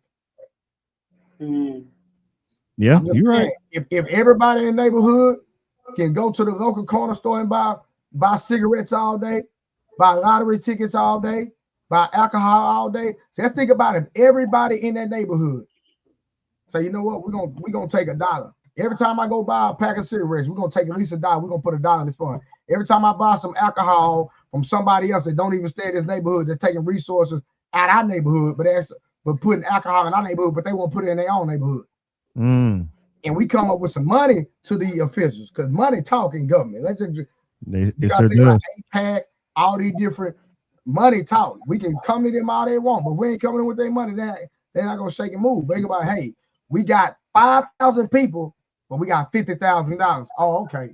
They got numbers and money. We can get something done with that group of people. I learned my point. Poppy? Yeah, I think I agree with what people said over here, but I would like to say it's more internal. I think in order to have a shot, it starts in your house, bro. There is no way around. It's in your house, meaning me because your community is the people that is your community is your family, and then your friends that become family, right? And if you start there with the little ones, right? Because those are the one that matters. Because I believe most people are cup if they are already old. I think they cup, right? So you got to start with the little ones, right? So they can start, and you can start pouring into them, me, Blu-ray, Mr. Heisei, Jeremy. Let's say we from, I don't know, Raleigh, North Carolina, right? We friends. I mean, me and Blu-ray are cousins in real life, so we got the same. Our mothers are our sisters, right? And then Mr. Heisei and Jeremy are our friends, right? That's our community right there. All of us over here. I don't know if Jeremy got kids, right? Jeremy, you got kids? Yeah, I got 2. Okay, so I know Mr. Hisei got kids, Jeremy got kids. That becomes our nieces and nephew too, and that's how you start fixing shit up. Because now my kids play with yours. We got our kids in the same. We got our little girls on ballerina and ballet and all that and tennis, just like I got my little girl. You see what I'm saying? At the same time, we start bonding right there. You got a business, I got a business. Hell, you might have a job. You might hook me up with your job. That's your community right there, right? And the next crop start growing over there. Politics, you're right. The politics that actually affect you, is more affecting towards your life is the local joint. Your major, your police chief, commissioner, all these people, right? And my man Blu-ray was right on the money because when I went to the meeting, the mother of my kids, she's a lawyer, right? And then her first job was for the DA, district attorney. And the guy happens to announce that he was going to run for major while she was doing her internship over there. And then I went to a couple of those, I forgot how you fundraising. So a couple of those fundraising because they need to raise money for him to run. So I went to 2 of those join, and bro, that's when I realized how power is actually operate, bro. People over there comes with, they got a 4, 5, 6 Mexican restaurant, Filiberto's. They got 3, 4, 5 Subways. They got 2, 3 tire shops. You see what I'm saying? Then guys used to come over there with a nice check, 50, 20, 30, 40,000. Give it to the person, right? You know why? Because they're paying for favor. Because now, once Buddy wins, now I got a direct line with the major. You see what I'm saying? Hey man, you got the city cars. You need to send them to one of my locations. This is contracts, bro. This is $1 million contracts right there, and that's how you build. You build wealth, and then people got way more money, bro, because they know how to use it. They know how to put it in place. So, welcome, Will Stacks, to the panel. Hey, darling. Hey, what's up, Miss Patty? How you doing? I'm good. So, That's good. the question was, what do you think as men you can do to better your community? Because we know we got some flaws. We got a whole bunch of flaws. What can you do as an individual, as a man, to better the community? I think honestly the most we could do right now is work with our own kids because it's not what it used to be. The community used to be a village where you could tell somebody else child, oh, pick your pants up. Didn't your mother tell you to come home from school early? Like that was men that wasn't even related to you by blood. You know what I'm saying? They just told you stuff. You had women that told little girls, hey, put your dress down. You little girl, you don't dress like that. So now it's like you're not allowed to tell anybody's child anything. So I say the best we can do is just worry about our kids for right now and try to worry about the other people's kids later on. Can the village be rebuilt, or do you think it's over? Do y'all think the village can be rebuilt, or you think it's just? It's been over. You got to start over with the little ones. That's it. The little ones is the one that got to kind of recreate everything. If you ask me. So, but who's going to teach the little ones about the village? And the men that already got kids and do the best job that they can. But they're the ones that don't believe in the village. So how can they teach them about the village? usually for the most part, men got this thing inside of them that we want our kids to do better than us. So obviously, it would the only chance for everything to be reversed, it would be from men to start teaching and indoctrinating your kids to do better and do the right thing. Besides that, you can expect that from the queens. I'm sorry, they're no wire like that. Well, I was about to go there. So, like you said, the queens. If you have two opposing opinions, how are you guys going to be able to maneuver through that? Especially because we know now that women have a lot of rights and they have a lot of power, and they can do a lot when it comes to raising the children. They can take kids away from you, all that kind of stuff. So how can you remove that stronghold when you have an opposing parent? You gotta use your mama, your auntie as a mirror to your kids, your daughter, and show her that's what's gonna look like if she go down that road. I think that's gonna be like a good example to look at. And if that doesn't scare them, I don't know what else will. No, I don't. I don't know. That would be interesting. And the queens got pseudo power. I don't think they got power like that. I don't think they got power. It's just pseudo power. Like it's imaginary. It is a power. It's a gynocracy. I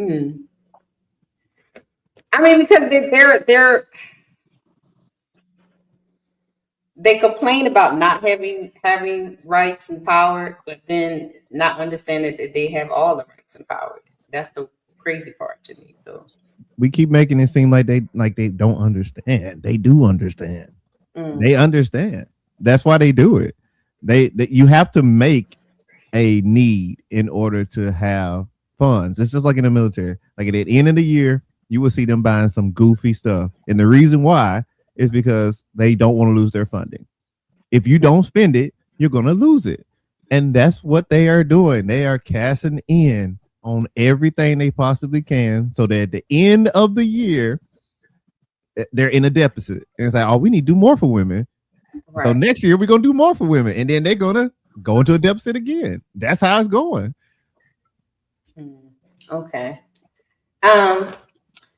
So you guys came late, and I'm tired now. So maybe next time you guys come late. But hey, it's blame Ali. This is my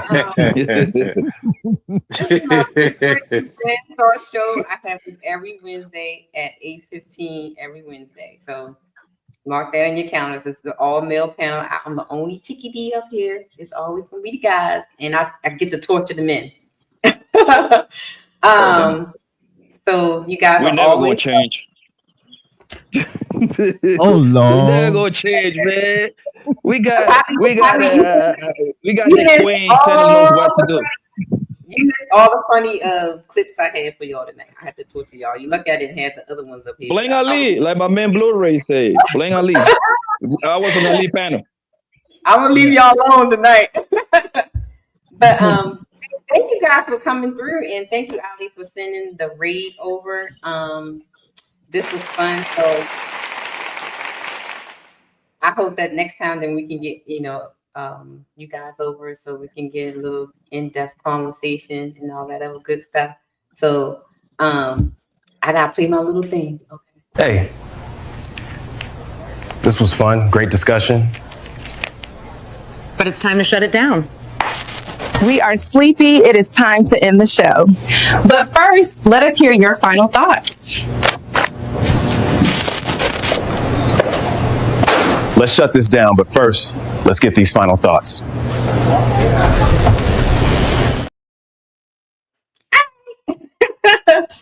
Shout out to everybody who in. Let's start with Jeremy. Pleasure being on the show. I hope I didn't bore y'all to death. This was great, very insightful.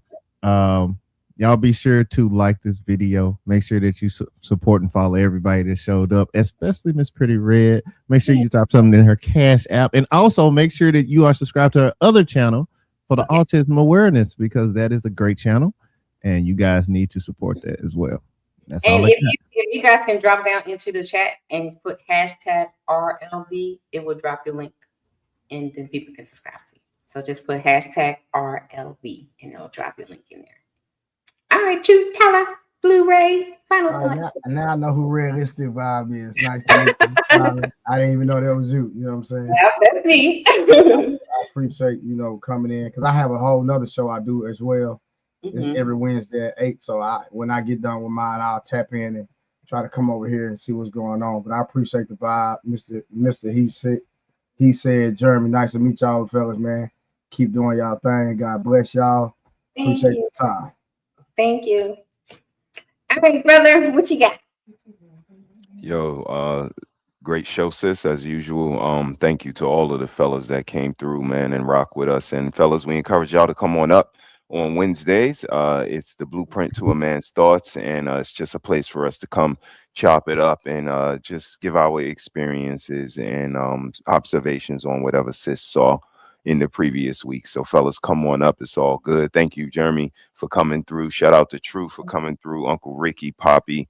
Shout out to Ali, man, always putting in that work. So you guys continue to be inspirations, continue to put in that good work. And sis, another one, another one. That's the first one of the year. I got a good one for y'all next week. Okay. I got traumatized y'all. Sounds good. We'll be here. We damn crazy. You want to hang out with me and do super chats? Yeah, you know it. I got you. Let's go. It's time for the super chats. All right, here we go. Shout out to Eric joining for the $2 super. EJ, what up, though? Shout out to brother for gifting one membership. Thank you, brother. What up, brother? You are brother. I know. Shout out to Highway Skinny for being Get but he says Kiki Palmer and Cheyenne Bryant have competition. Yeah, with that chick, honey. Damn. Shout out to L. Nixon says Ty and what's up, fellas? What up, Alex? And then on Uncle Ricky's side, Big Ant. Is that what it says? What's up, Ricky? It's 2026, and I'm going to win Player of the Year this year. Let's go. Shout out to Big Ant. You got this. You got this, bro. Shout out to her sis for gifting one membership. And she also says, good show, sis. Subscribe. So, brother, what you got going on the rest of the week? Tomorrow I got like an office holiday party. And yeah, that's boy. Yeah, it's gonna be something. So that and I think we got something else. Nikki might have a nighttime client she gotta go visit, so I might roll with her to do that. And Saturday I'm up to bat. Yeah, right. Saturday I'm up. And I believe Nikki may be up on Sunday. I saw her clicking and pointing and stuff. So but we in a transition period, so we might be moving. I was telling you about that. So everything is kind of sporadic. So you never know what might happen. But other than that, all is well. How you doing? You all right? What you got loaded up? Witching Hours coming up? Witching Hours is back, y'all. Child, I saw something. Let's go. Witching Hours is back. So you guys that cannot sleep in the middle of the night, join me here at 2:15 Central, 3:15 Eastern. Because I had something. I saw something. And so now I want y'all to see something. Okay. Then on Monday, Red Perspective is back. That show is adjacent to Ladies First Show. So that's every Monday I get to give my perspective on the Ladies First show. So if you haven't seen the last 3 episodes of Red Perspective, go back and watch. They were pretty good. They were good. They were good. Absolutely. I really enjoyed the one where we were doing the one with Ann, the side chick one. Mm-hmm. That was funny. That was a fun. I'm actually gonna clip that one up this weekend because it was a part on there where I talked about celibacy. Okay. Okay. When people don't really know what celibacy is, they think, just because that means you're not supposed to do nothing. You ain't supposed to rub it. No. You use no rose. Nothing on the coochie. Nothing on the coochie. Vibrators. Not in a sexual, right? Nothing in a sexual. Nothing. No buttons. No rubbing on the couch. None of that. Nope. You can't even rub with the tissue more than 3 times. That might be. Might be questionable. That's a fact. That's celibacy. So some of these chicks be out here lying talking about they being celibate. I mean, that speaks to the culture, right, sis? Define celibacy. You know what I mean? We don't know if you want to claim celibate, you can't use no rose. Okay, you can't. If he buy a bit, see, right? If I'm celibacy and he buy a bit, see, can I give him some coochie? That's how they think.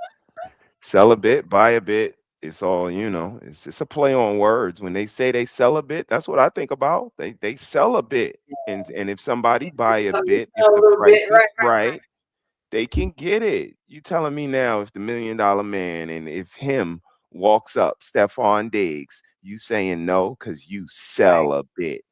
No. Well, you see what happened with her. She dropped that 5-year coochie on her. Because she was celibate. It's coochie. I mean, it has power. Like we'll never deny it. I think she forgot this. Do you know you're a little whore? You may not say you're a whore, but you is one. She forgot that part.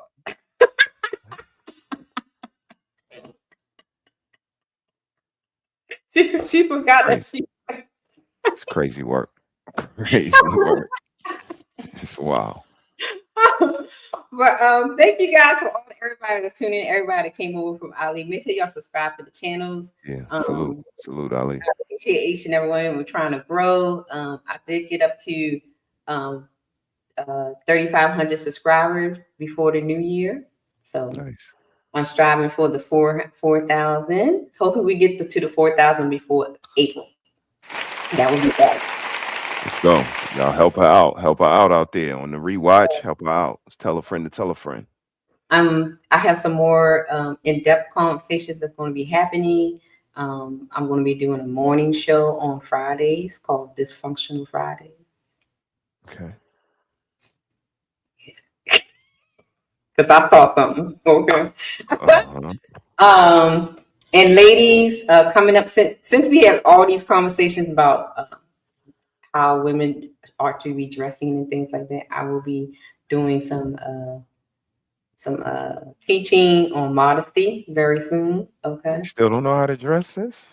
They still don't know how to dress, brother. That's crazy. I'm going to teach you ladies how you can still be sexy and classy without being trashy. That is a thing. Okay. That's crazy. You know what it makes me think about? It sparks a thought. The clothing designers that these people are wearing, what clothing designer are they? Because if they chose Ralph Lauren, I'm just saying he don't make all of that shit that look crazy. Timu, shit, Timu is crazy. Rainbow. Rainbow shop. No. Forever 21. Okay, yeah. H&R and shit like that. M or whatever they call that shit. Yeah. I mean, that could be why. Like they sell some really risque shit. If they, got a better designer, they wouldn't even sell no shit like that. And then at the same time, then you have all the ones that you have the big backs that like to wear fun size girls' clothes. God damn. Shit, wait a And we minute. fit in fun size girls' clothes. Somebody call Diesel. I need them arrested. They can't be doing that. Mm-mm. So we're gonna talk about it. And of course, me and sis gonna get together. We had talked about doing femininity maintenance. We're gonna do that this year as well. So we got some things coming up. And of course, I gotta talk about the who's and stuff. Got to. I gotta talk about Lilith and Delilah and Jezebel and Shit. Sounds like I the got- devil is a damn I gotta woman. talk So we about might as all- well. Yeah, they might as well get it. Uncle Ricky said no. Oh, Satan was a woman, so I got. Whole female. That's crazy. Oh my goodness. Eat a man, you late. Go back to the What do beginning y'all of the think about Jamal Bryan's wife's Don't say dress? nothing. Go back to the beginning of the show. We already addressed that. We did. We come in. We did. What up, E? Hi, E, man. Hope all is well. Happy New Year, everybody, man. Hope y'all had a good New Year. Y'all be safe out here, 2026. Love up on y'all loved ones, man, and protect yourself at all times, right, sis? Yes, and I'm gonna call you when we get off here, brother. We got family time. We need family talk. Bye, y'all. See you later.